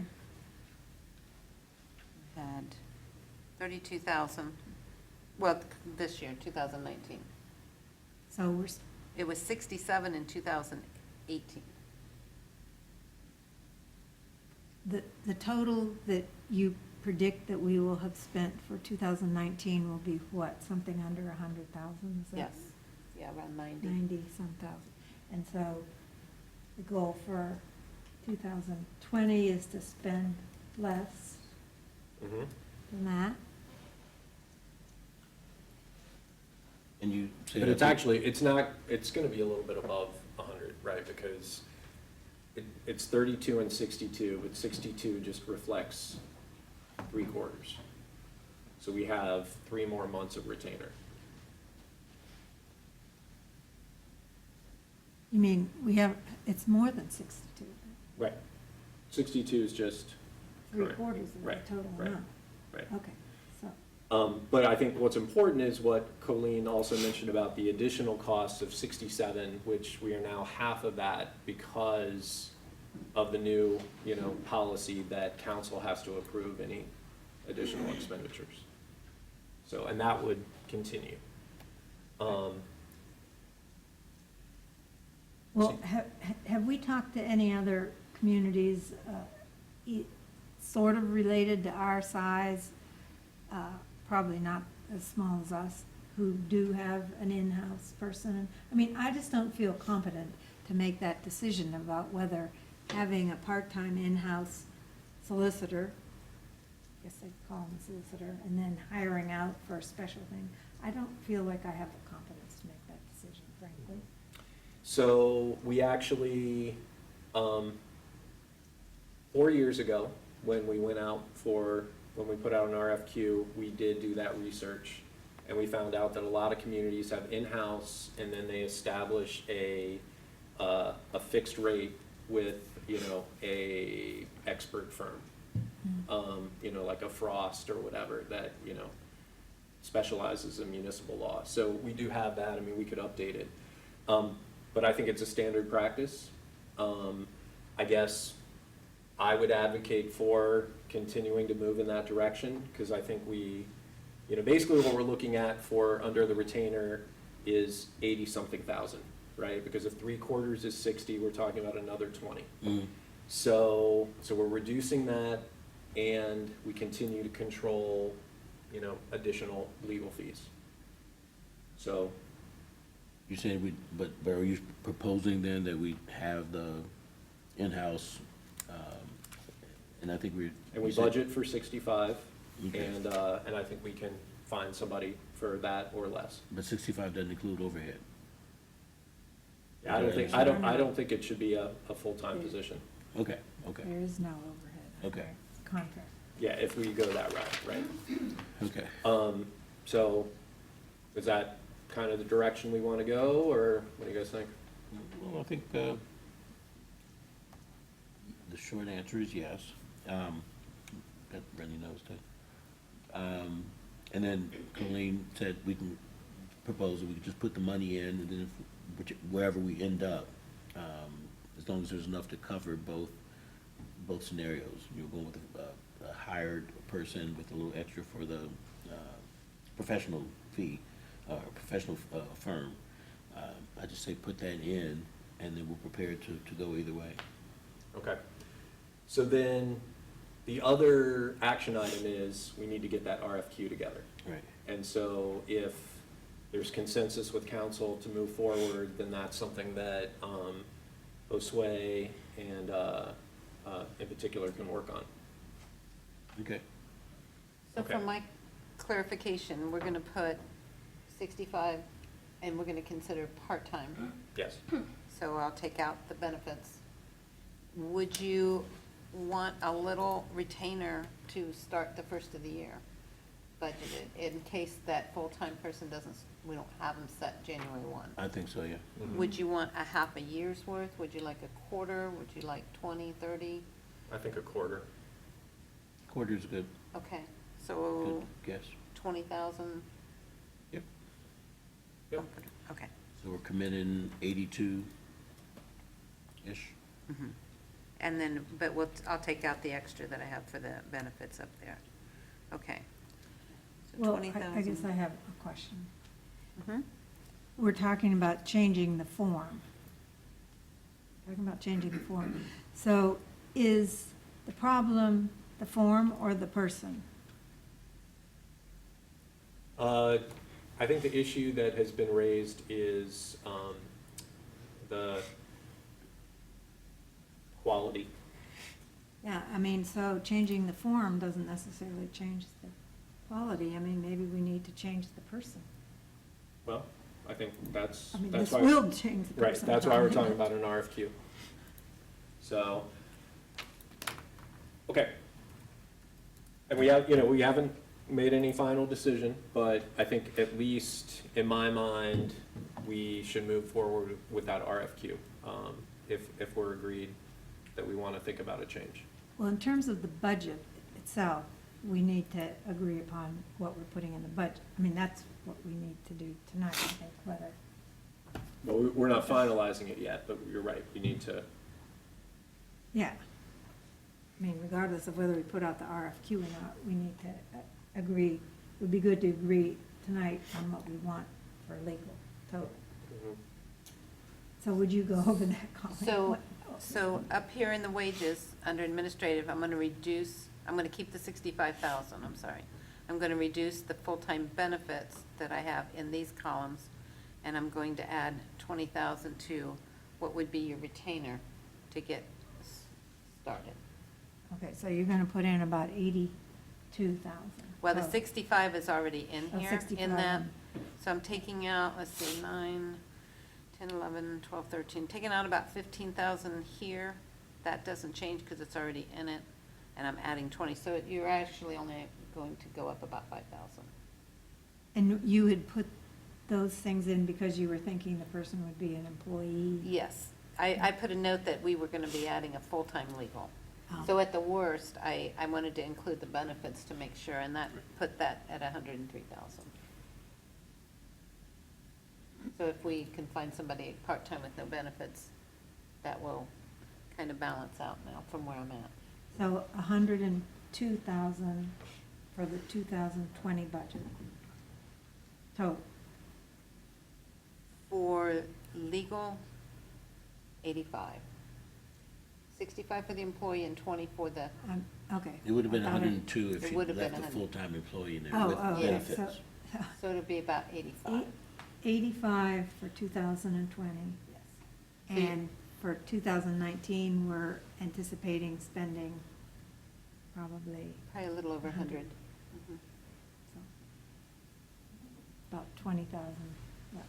If we can grab, Okay. yeah. Is there, sorry if I'm missing it, but is there a place for when you need to pop out of that person's area of expertise and go to an outside counsel? Is there a line for that, or is that included in your legal budget overall? what did we budget for that this year? For the retainer, No, for for the outside the outside. retaining, you have 60,000. And we increased that when we were talking, because we thought there might be more going to outside if it's something that our employee wasn't able to do, because we would not have a retainer technically, once you get the employee. There'll be employee out of the administrative wages, and then council will take the rest out of their budget for anything over that. Was my understanding. So, I feel like we could, so we've spent 32 this year. I feel like we could consider budgeting 40 outside of the retainer for next year.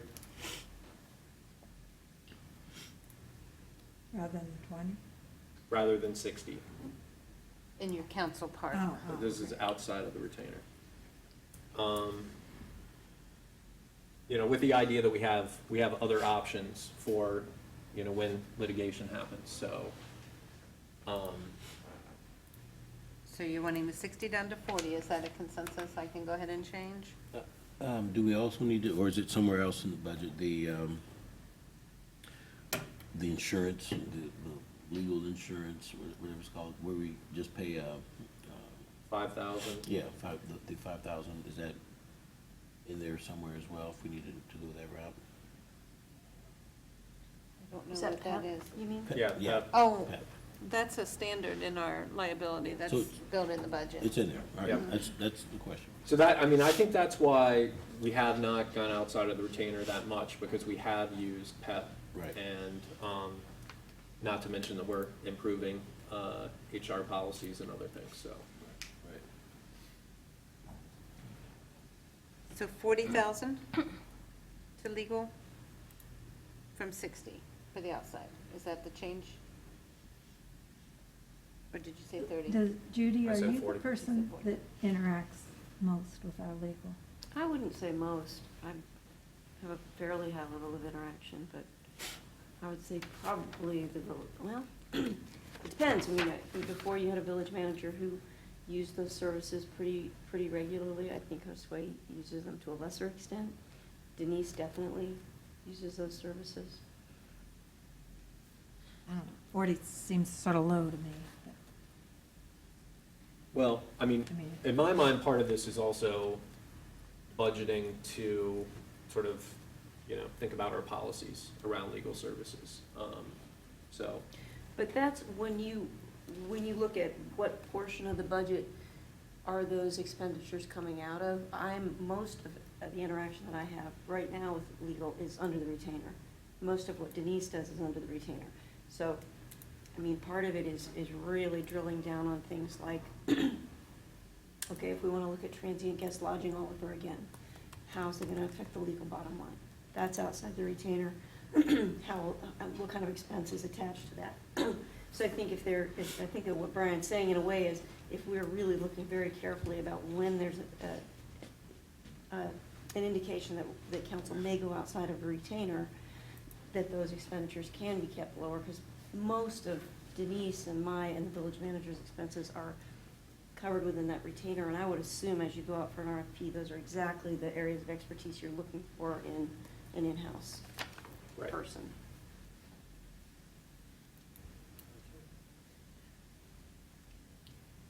So if we do this RFP, is there a certain amount of time that we tell the person we will be using? So they contract for a certain amount of time per week or month or whatever. mhm. Do you have an idea of what that would be? Me?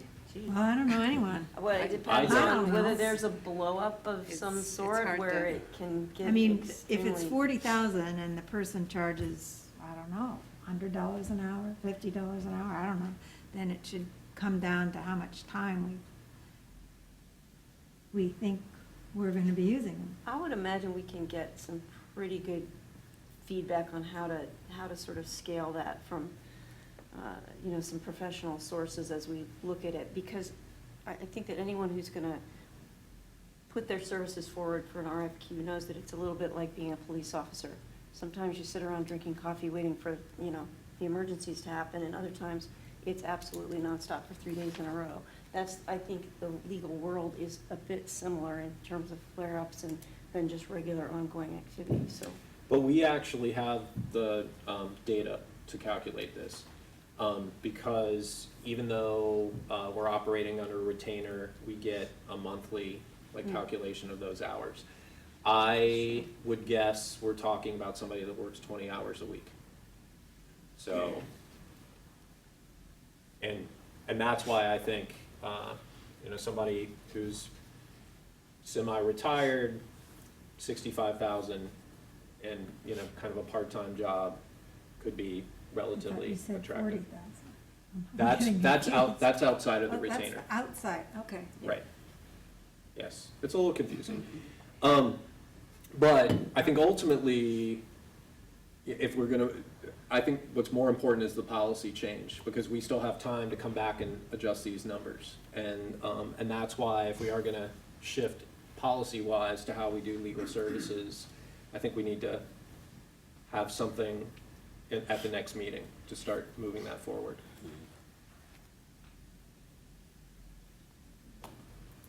When you say something, Okay. do you mean in terms of an RFQ or? Yeah. Okay. Or at least some data for a discussion to create that RFQ.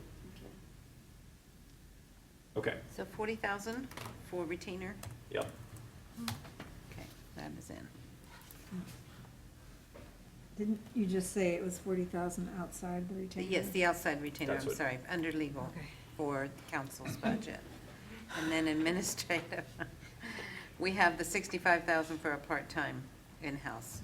I'll adjust those wages. And we put 20,000 to get started for the retainer. Okay. I So I have a question, and just to contemplate for the next time, it almost sounds, Brian, as if you were describing in past research that there's someone who's in-house legal services, but then there's a firm which is on retainer for a certain amount to handle what that individual can't, so that maybe I we're would, looking I at would just two say it RFQs. instead, not on retainer, but that we have a fixed fee for that firm. So, so we know, like, if it's Frost, for example, that they're gonna charge us $130 an hour if we go outside outside of our in-house. So would that mean another RFQ? Yes. And should that come, or can that just wait? They probably should both. Okay. We should probably work on both. Okay, and I know that discussion took a little bit of time, but this is a significant change, but I think it's an important one because this is one area where I think we can contain cost. So, Agreed. Okay, Okay. and moving on to administrative, under service charges, we added Bontech Investment Services, $300 a month. That number went up to $7,500. I'm gonna scroll until someone has a question. Under Public Works Capital, we're gonna get more detail on the capital report at the very end, so I'm gonna bypass all the capital. It's just easier to show you the report. All right, we're under public safety, under the police. In the workshop, I took notes on coming up with the wages, and they were very high. And I was challenged to go back and double check. Well, I did find some errors. A lot of the employees that are kind of considered full-time because they receive benefits, I put in the full-time category, but they're technically part-time, so it was just reclassifying. I worked with Naomi, we went, and the chief, we've had meetings, we went through everything to come up to make that number a little more precise. So it did bring down the wages from my original estimate, but it did increase the part-time. But together, it was still about $170,000 with also one employee that we won't be having next year, but it reduced it quite a bit, which also reduces the pension, because it's based on the wages, so they came down. So those are my three changes under the police wages, which brings their total at $1,382,000, just a little more than this year of the 2019. Yeah. So some of them were classified again as a duplicate. They were in full-time, they were in part-time, so we broke that out. That should be accurate. Until we gain an employee or lose an employee, it always changes with wages a little bit through the year. No other changes on the police, which brings their part of the budget at 1.5 million, just a little under this year. So we really worked hard on tweaking what we could. Planning and zoning had no changes. Mediation had no changes from our workshop. That brings that total that we looked at on the overview sheet of the general fund at $4,162,771. That will go down when I move a little bit of that wages from the full-time law. That's good. So it's very, very close to Yeah. this last year. And going into the streets, we did increase uniforms on the street. And Johnny, I think some of your uniform costs came in a little higher, so we bumped that a little bit.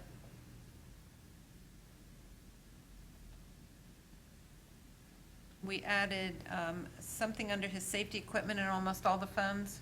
He wants to purchase 10 of the defibrillators, am I saying that right? Defibrillators. So every department will have one available. They're $1,000 each. We added. Does training go along with that, or do you make sure folks are trained? We have it every 2 years. Okay. Training. State Highway has a change, an increase, and that, again, will come up in the capital, where we'll break that down into a little bit more detail. In the parks, same thing with streets, he has a little bit of an increase for uniforms, but I just wanted to note anything that we changed from our workshop. He is increasing his training and travel in the park fund to include arborist certification. Oh,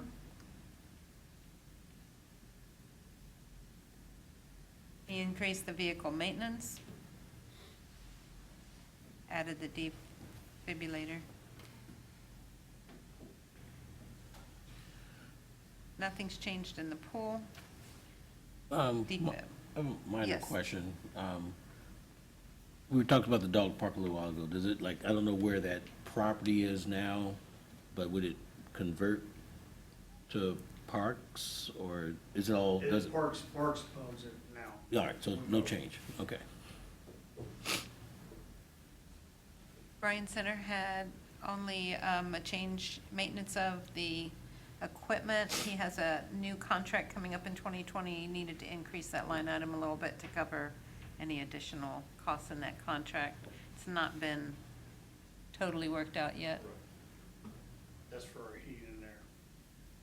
Maintenance of facility, Johnny increased a little bit to upgrade the drinking fountains in the building. This is in our building here. Defib again, and the safety equipment. So the parks comes in at $534,323 under our 2019 budget. Going on to economic development.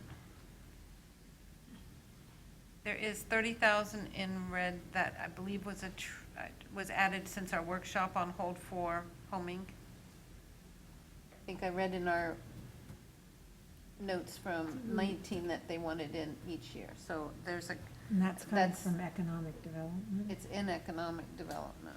Is that, It shouldn't be an economic development. is it to hold there until the new fund of the affordable housing is certified? So I have it in here to transfer out. We don't have the fund set up for Right. affordable housing, Right. so So are you saying you put it in economic development? it's right here on a No. hold to see if that's, Yeah, I see what it's there, but council- I'm not clear whether you moved it into that place or whether it was already in economic development.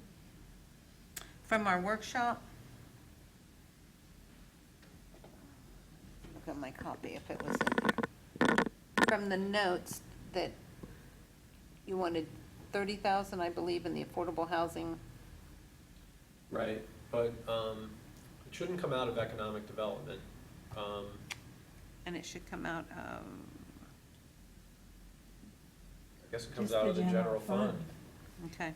And what is that dollar amount? Do I have the right dollar 30. amount? That's Yeah. correct. For- Okay. Yeah, for Glen Cottages. So we'll leave it in the general fund until the new fund is approved and set up, and then we'll do a transfer? Is that, so we take this out? Yep. However, since we're talking about economic development, we did talk about the grant writer. And so I think that's another thing that we should make a decision about, is whether we want to explore that opportunity. Well, yeah, I think we absolutely want to explore it. Which in my mind means we would budget for it. Right. Right, and then we'd see. And actually, I was looking on ICMA last night, and I saw a municipality in California had a position. So I thought it'd be a good idea to look at what they're advertising for, and see what that's all about. So let's, I guess, then keep the 30,000 in there for a part-time grant writer, and then we'll, I mean, that's something we can look at a little bit later.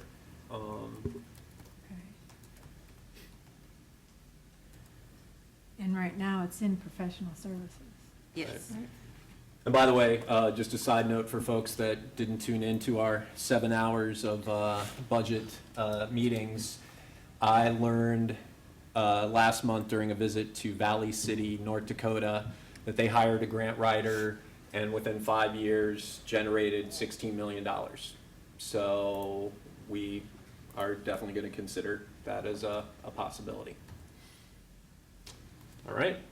Okay, Okay. got that noted. Participatory budget. And I wasn't sure where, or if we're moving forward on that. Where, I have 25,000, I put it under capital, believing that they would be working on a capital project. That's not I'm not real sure what the consensus is for that, but that's 25,000 I put in here to ask about. well, I would prefer for next year to figure out how we can educate the community about our whole budget. I mean, you know, we don't have very many people sitting in here. I mean, we have a lot of people who complain about the traffic thing, but here we are spending, what do we have? Millions of dollars, we have multi-million-dollar budget, and I think it's important for our community to have a sense of understanding of how we spend all our money. And that's why I had brought a brochure of a community that has an annual report at the end of the year. So I think I'd rather take this in steps of like, how can we start educating people about where all of the money goes, so there's at least some knowledge before we sort of start breaking out money for people to vote on. And I don't know that would cost a lot of money. But it seems like it would also be part of what I think what we need to start doing across the village government is having better outreach and better back and forth communication with the village. I mean, we can't do it all. I mean, people who live here have to step up if they're interested, but I think that we can be more effective in putting out what's happening within the village government and getting feedback. So, related to that, Josue has mentioned to me looking at having a communications person. So, maybe that's a thought for, Maybe. 'Cause Or that even if could it be- weren't a communication person, someone that helps us come in and figure out how we can do it right. better. Well, I think, we could find a person that's able to, that understands that and can communicate it. I think it's critical because right now, we have people, especially with social media, someone gets a little tidbit of something and they run with it. And then we have this brouhaha, and sometimes it's over nothing, or sometimes it's over something, but it's happening out here. It's not really happening where anything useful can be done about it, other than people getting upset.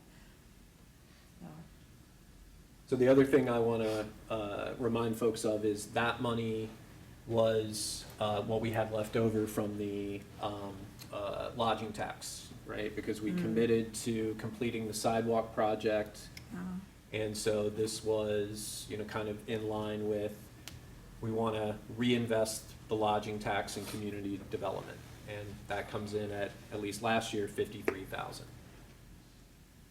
So right now, what we've just said is we're gonna keep that 30,000 there earmarked for potentially grant writer. And then the 25,000 earmarked for communication. And some- I think that's I like that thought. And especially, like very directed kinds of projects like what you're talking about. It's probably good timing, given that you've got a levy coming up. Point. So we'll keep that in there. Got it. Okay.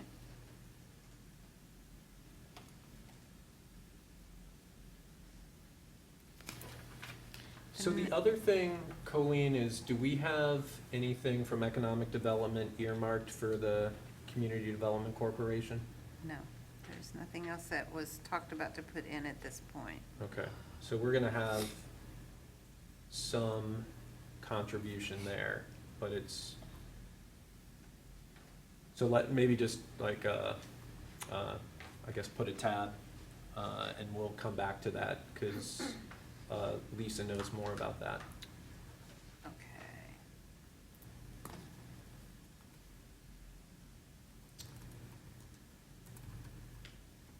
And I guess it's good to highlight that overall, we have just above 90,000 in our economic development fund that, has been sitting there for a long time, so it's time to invest it. We do. We don't have a dollar amount, just making a note, is that correct? Yeah. Okay, Yeah. got that. Okay. Anything else under economic development? I'm looking for our next update. We're gonna be down to, and we're gonna bypass the capital again. Putting that down at the end. So we'll go into the enterprise funds. But before we move, I do want to point out that, because I don't think we highlighted it, that we made that decision to reduce the commission budget. Right? That's true. And So it's we still at lowered the that. 25,000. Okay, so we decided to, did we say, 25 to did we say 10 10 or 15? 15? I don't remember what we said, but I'd Was it, suggest 15. we are right here. Council commission budget, Yep. we have 25,000. And you wanted to bring, I do believe it was 15 is what I remember. Okay, that sounds right to me, that we lowered it by 10. And then the only other thing that I assume is in this part of the budget is the senior center request. No, and that goes under, here.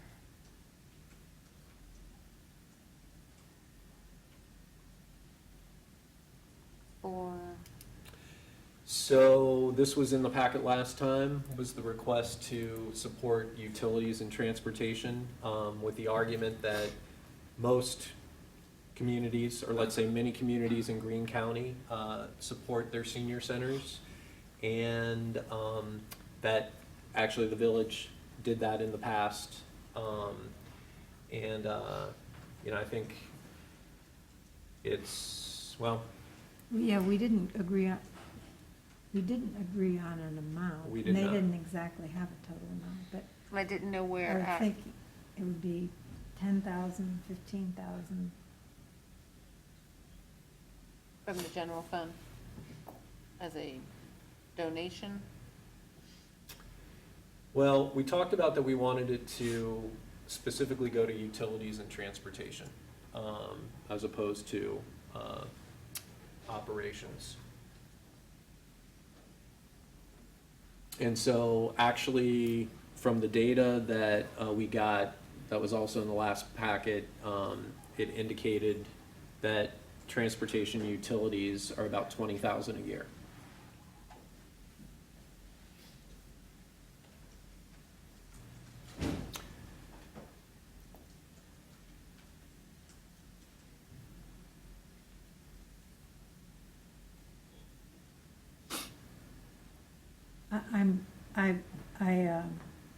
I'm very comfortable having transportation be something that we contribute because it's a service that the senior center provides that no one else does.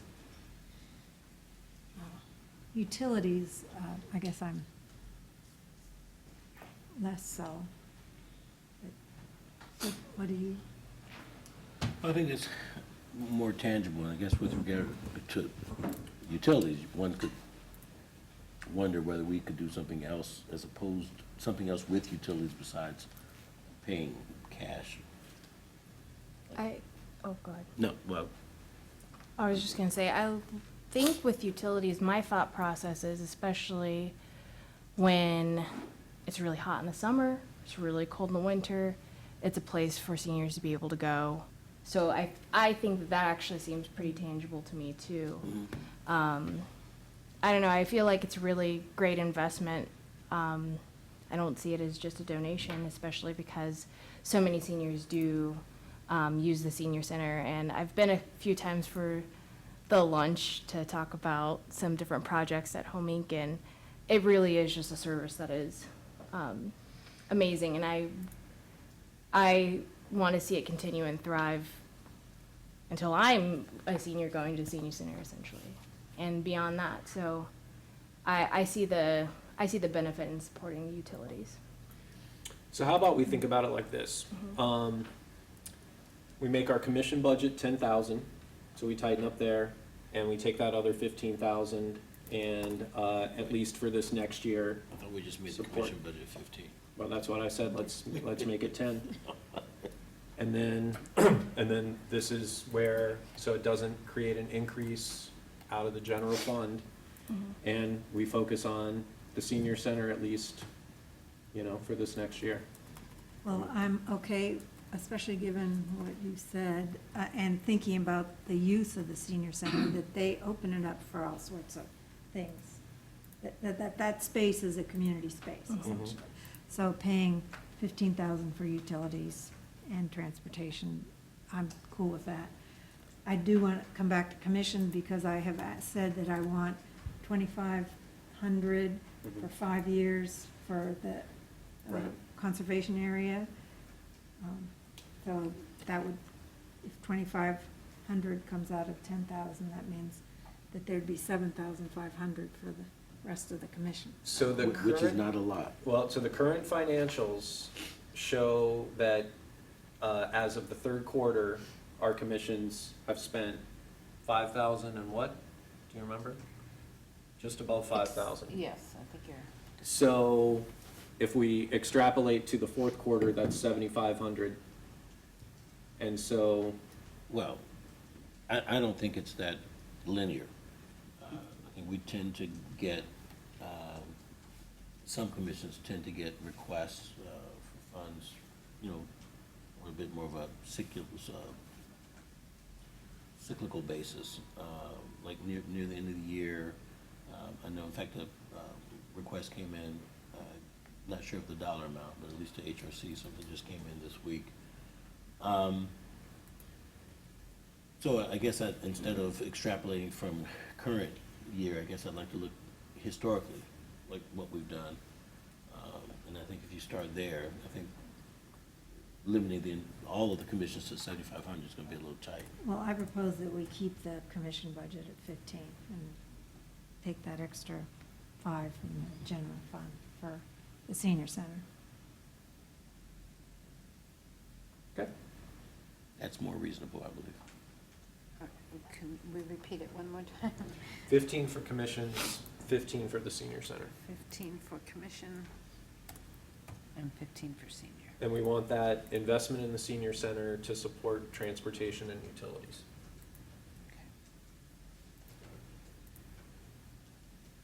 So 5,000 is coming out of the general fund additional, or am I increasing that to 30? Am I increasing your commissions to 30,000, 15 for commissions, 15 is For the senior center. Senior So, center. yeah, so they're separate. separate? Might be a silly question, but is there a way to earmark some of the lodging tax income to go to the senior center moving forward? Yeah, I was thinking about, that's what I was pausing on before, is, how let's, for next time, get the exact numbers of what we've allocated out of the lodging tax, and then we can think more about that at our next meeting. So, yeah, I want that lodging tax to have a logical, sort of investment in the community, and I think these things we're talking about are, so. And we do anticipate the lodging tax amount possibly increasing over time. Looks like it. Yeah, maybe it'll go up to 60 this year, so. Okay. Okay. Then we are on electric enterprise. Let's scroll down. That's Fund 601. Let me know when everybody's ready.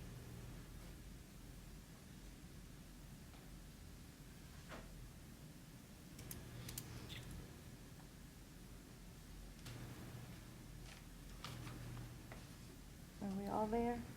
Yes. Oh, okay, I'm sorry. sorry. All right, I don't have any changes under wages for the electric. We increased again a little for training and travel. The AMP electrical, we did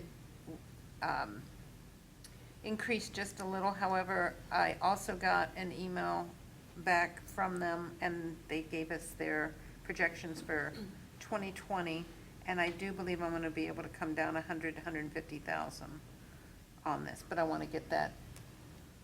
I didn't want to make the change, so we're all on the same page, but I think we're going to be able to reduce that power cost.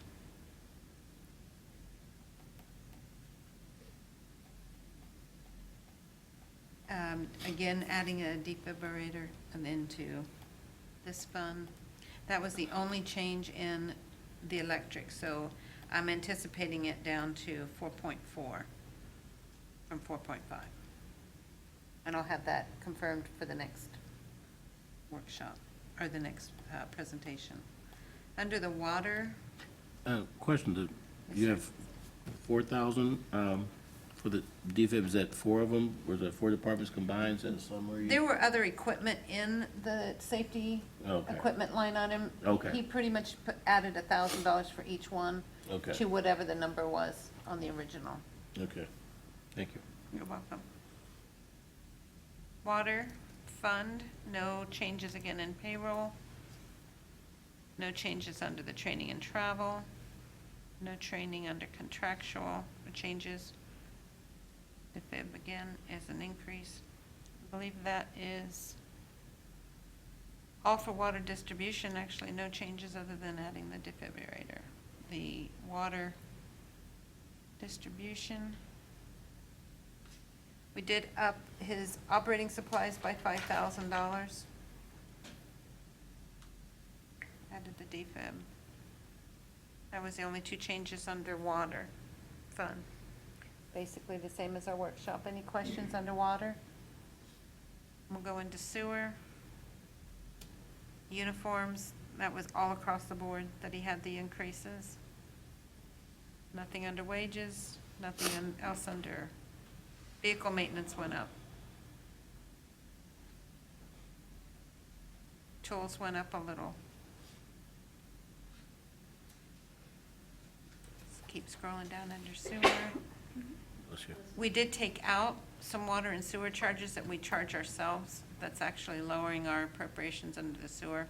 We're going to be doing a change in the process of how we bill, evaluating whether that's accurate or not.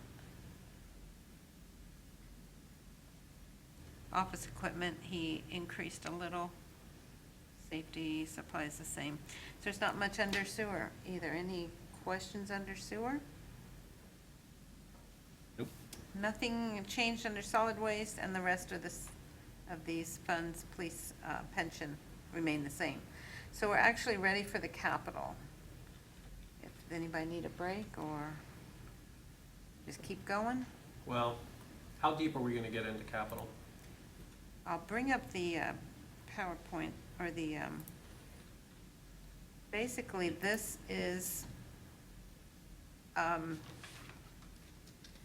the items that Johnny has for 2020. I don't know how, we can do an overview and we can come back with questions. Is it getting, Yeah, I think Too because late? we have an executive session, so I Okay. think we're gonna have to, stop at this point? I mean, can we shift this to our next meeting? Or Johnny, do you want to give a quick overview, or what? It's up to you guys. All right, if we can keep it to 10 minutes.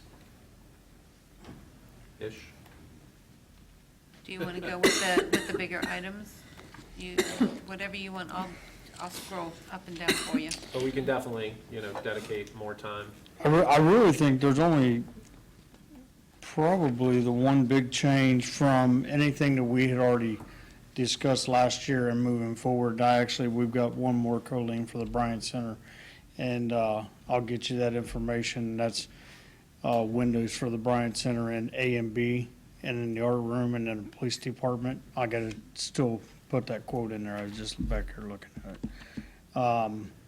But the other one is the electric barn for Sutton Farm. We added that this year. The barn, I've had multiple contractors look at rebuilding or redoing the old barn, and it will cost more to rehab that one than it will be to build another one and bulldoze that one. So that's really that's really the only major one that we've had that we've changed since last year. And do you want to just highlight why it's important to protect that equipment? Well, it costs a lot of money, that's for sure. The electric barn, we have every piece of equipment in there is dielectric tested. That's where we house majority of our material, copper wire and all the materials in there. In the one barn, we probably, Marianne, what would you say, 15 pieces of equipment jammed in one area. We actually have one piece that's sitting outside. We got it covered up, the bucket's covered up, but we ran out of room, and we have to get that other couple pieces of equipment inside, plus we need to be able to get in and out easily. Right now, if we have to get out one piece of equipment, we gotta pull 5 or 6 things out just to get that one piece out. And the building is probably 1950s, and so we've retrofitted to meet our needs, but it probably wasn't really maintained the way it should have been over the years, and it was just made with what they could to make it work, and it's past its time. So this afternoon, I went out with Johnny, I don't know, maybe an hour, I'm not sure. Basically, we went through all of the buildings. And so I saw all the equipment, the new pole barn with a lot of our equipment in it. I saw the building he's wanting to replace, which is like a shack, basically. Yeah, I mean, I'm all for repurposing things, but yeah, it needs to go. And I have to say that I'm very impressed with not only the equipment and that it's being housed well, but the organization and the way the materials are organized, and how if someone pulls out a piece of whatever they need, then they know that they're gonna need to replace it. And the little truck thing that the water guys can take out with all the equipment, like if there's a water break.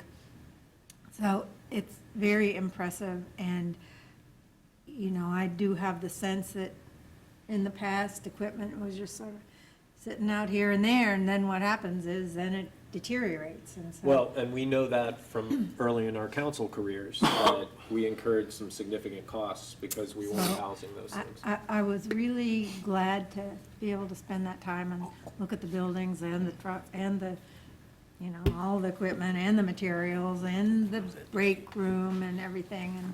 And I feel like we are, and especially, I would say Johnny in particular is really upping the game.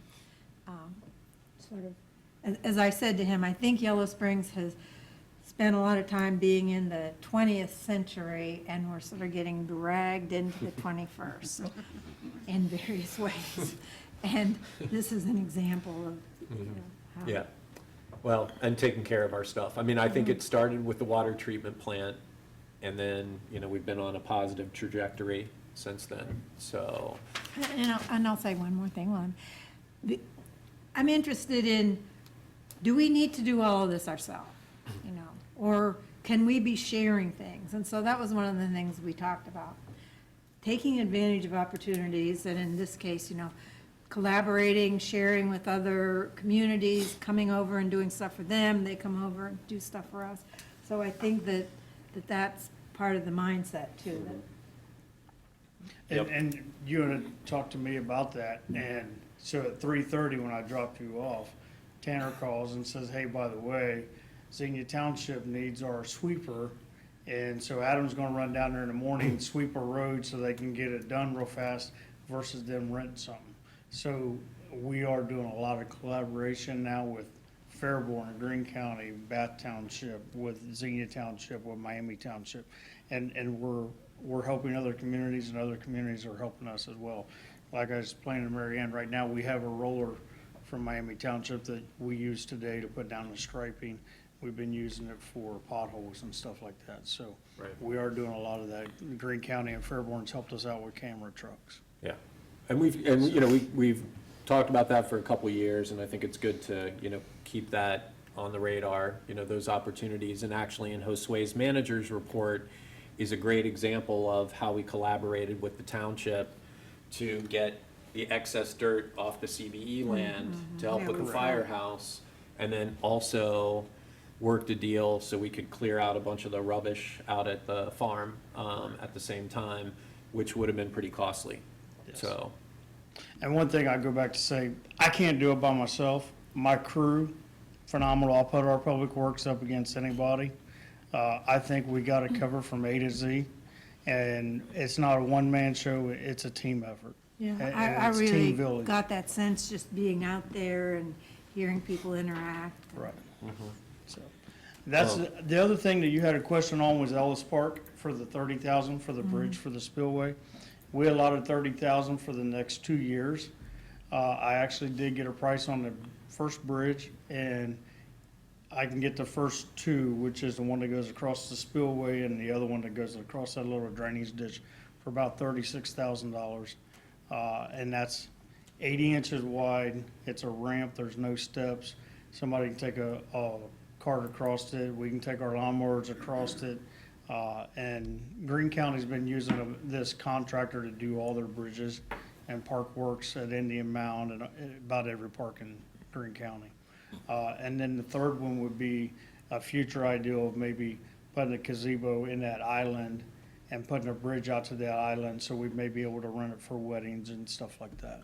so what you just said is that the bridge would be 36 instead of It'd be 60? It'd be 36 instead of the total 60, but if Right. we do the third bridge in the back for a future project, then it would take, it's actually gonna be like $56,000 for all three bridges. Okay, so I think one thing that we, because we do need to come back to capital budget next time, is, I had a note about sort of what's nice to have, what's necessary to have. And, I know we've talked about the bridge at, Ellis Park for years. But what I guess I want to have a discussion about is, that kind of, where we're at, necessary, nice. And I think this is ultimately where we may need to go with participatory budgeting, is some of these items that I think the community would highly value, that maybe we may not do them in 2020, but we put them out there for community input on what they want. So that's just kind of my, I guess, preface for next time. And then the other thing that I already mentioned is I want to know where we're at with stakeholders contributing. John Bryan Community Pottery, library, ball fields, Okay. those kinds of things. And I actually think, if we're going to do bridges at Ellis Park, maybe that's another area where we need some community support for those projects. So, so anyway, I like what I'm seeing, but I guess I want us to be careful about what we commit to. And I got some more information about the library, which is already also on for 2020, and maybe we don't want to talk about it tonight, but Correct. Yeah. we have some more information. Okay. Okay, thanks, Johnny. Thank you. Okay, so, can we wrap up the budget discussion at this point? Okay, and I would just say, in terms of, getting more questions and comments from the community, next meeting will be making more final decisions. So, so we will definitely have time for that feedback and questions and comments. So, let's run through the reports real quick, and then we'll go into our executive session. So who is reviewing the manager's report? Thanks, Colleen. Nice job. Plug that and I'll take this with me. Is that you, Judy, or? I can, just need to find it. Johnny, do you want to just explain a little further about the dirt sharing that was in the manager's report? So, when Cresco was built, if you remember, they was gonna buy like 12 acres, and then they decided to buy 8 acres. But in the meantime, they'd already put all the dirt onto our property. So, versus going back and fighting them to move it, and they was gonna move it, they had to pay a contractor. The fire department contractor reached out to us to see if we knew of anywhere they can get dirt locally. I said, come with me.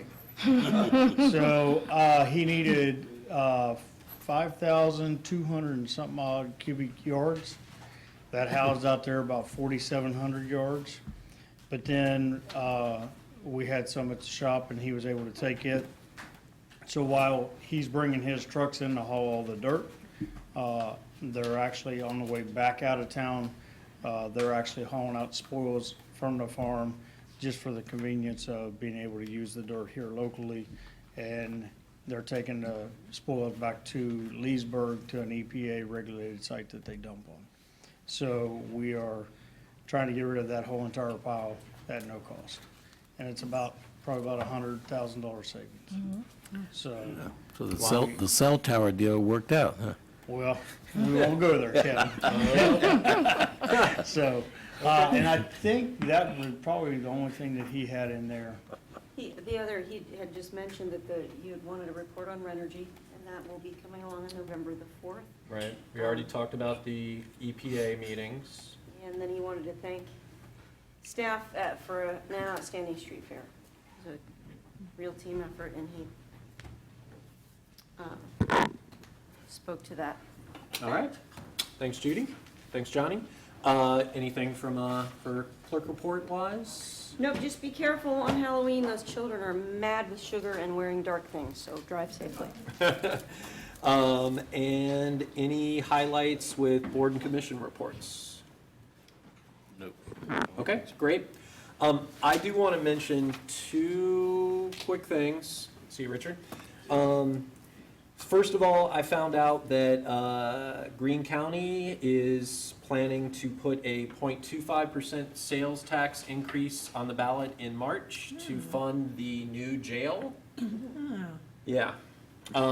So I actually, at this meeting, advocated for, how about a 0.25 increase for recreation or for other kinds of positive things to kind of balance that out. And actually, the folks around the table, which are our MVRPC representatives from Greene County, kind of got excited about that idea and wanted to have a kind of brainstorming session about it.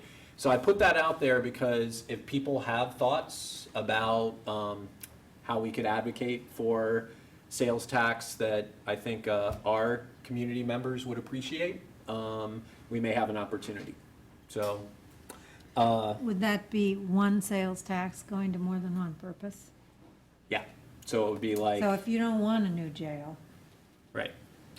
But I guess, I mean, the fact is, if we think about the county, you think a new jail will pass? yes. So wouldn't it be great if we could get something else to pass that we care about? So that's sort of the opportunity I see. So I'd love to hear ideas about that.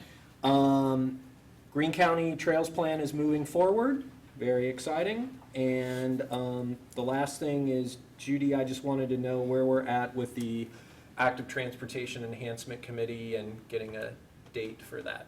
I handed that off to Josue because that's a manager's group, so I pulled all of the emails together and sent those on to him to set up a first meeting for the group and then establish a regular time.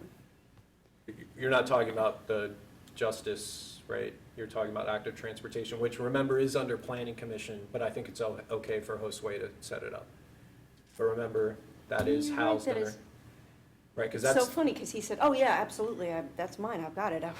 okay, Get but it that out is, of that is gonna be housed under planning commission. And so related to that, I saw in the planning commission minutes that there, it came up that planning commission wanted 2 members on the active transportation enhancement committee, which I'm open to. Right now, we're proposing 1 liaison, but I guess I wonder, do they have the capacity?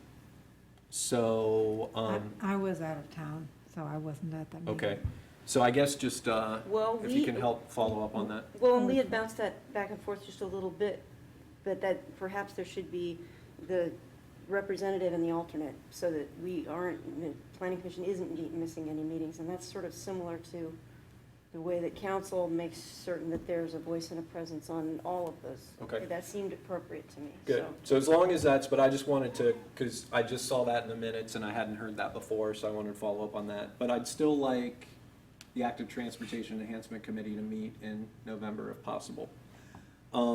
Okay, so if there's nothing else, well, I guess future agenda items. So we've got tree ordinance. We're gonna talk about capital budget. When you say tree ordinance, that you'd wanted the former tree ordinance for review? Yeah. Yeah, I just would like a copy of what presently And then you We'll want have a exists. little bit of a discussion, yep. Yep, discussion. RFQ for legal services, both, and those are those drafts? Yep, yep, for discussion. We're gonna have the Renergy presentation. Community land use update? Yep, No, that is the 18th. He confirmed for the 18th. He's in Texas on the 4th, I believe.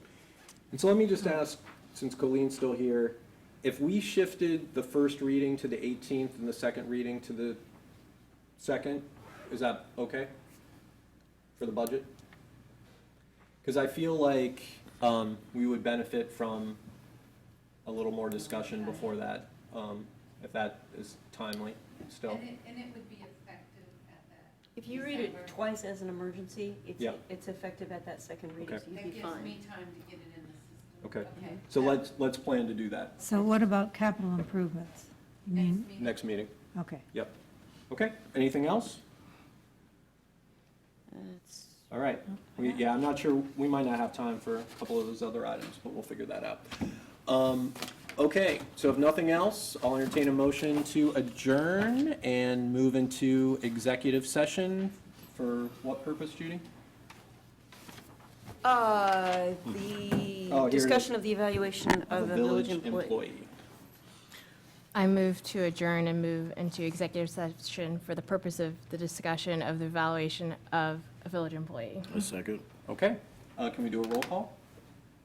Indeed. House, Yes. McQueen, I read it. Yes. Stokes, Yes. Sanford. Yes. All right, thanks, everyone. Let me just text. Let's see. Okay, so if anyone needs a couple-minute break, we're gonna bring Josue in. All right, Yeah, we thanks, are. Megan.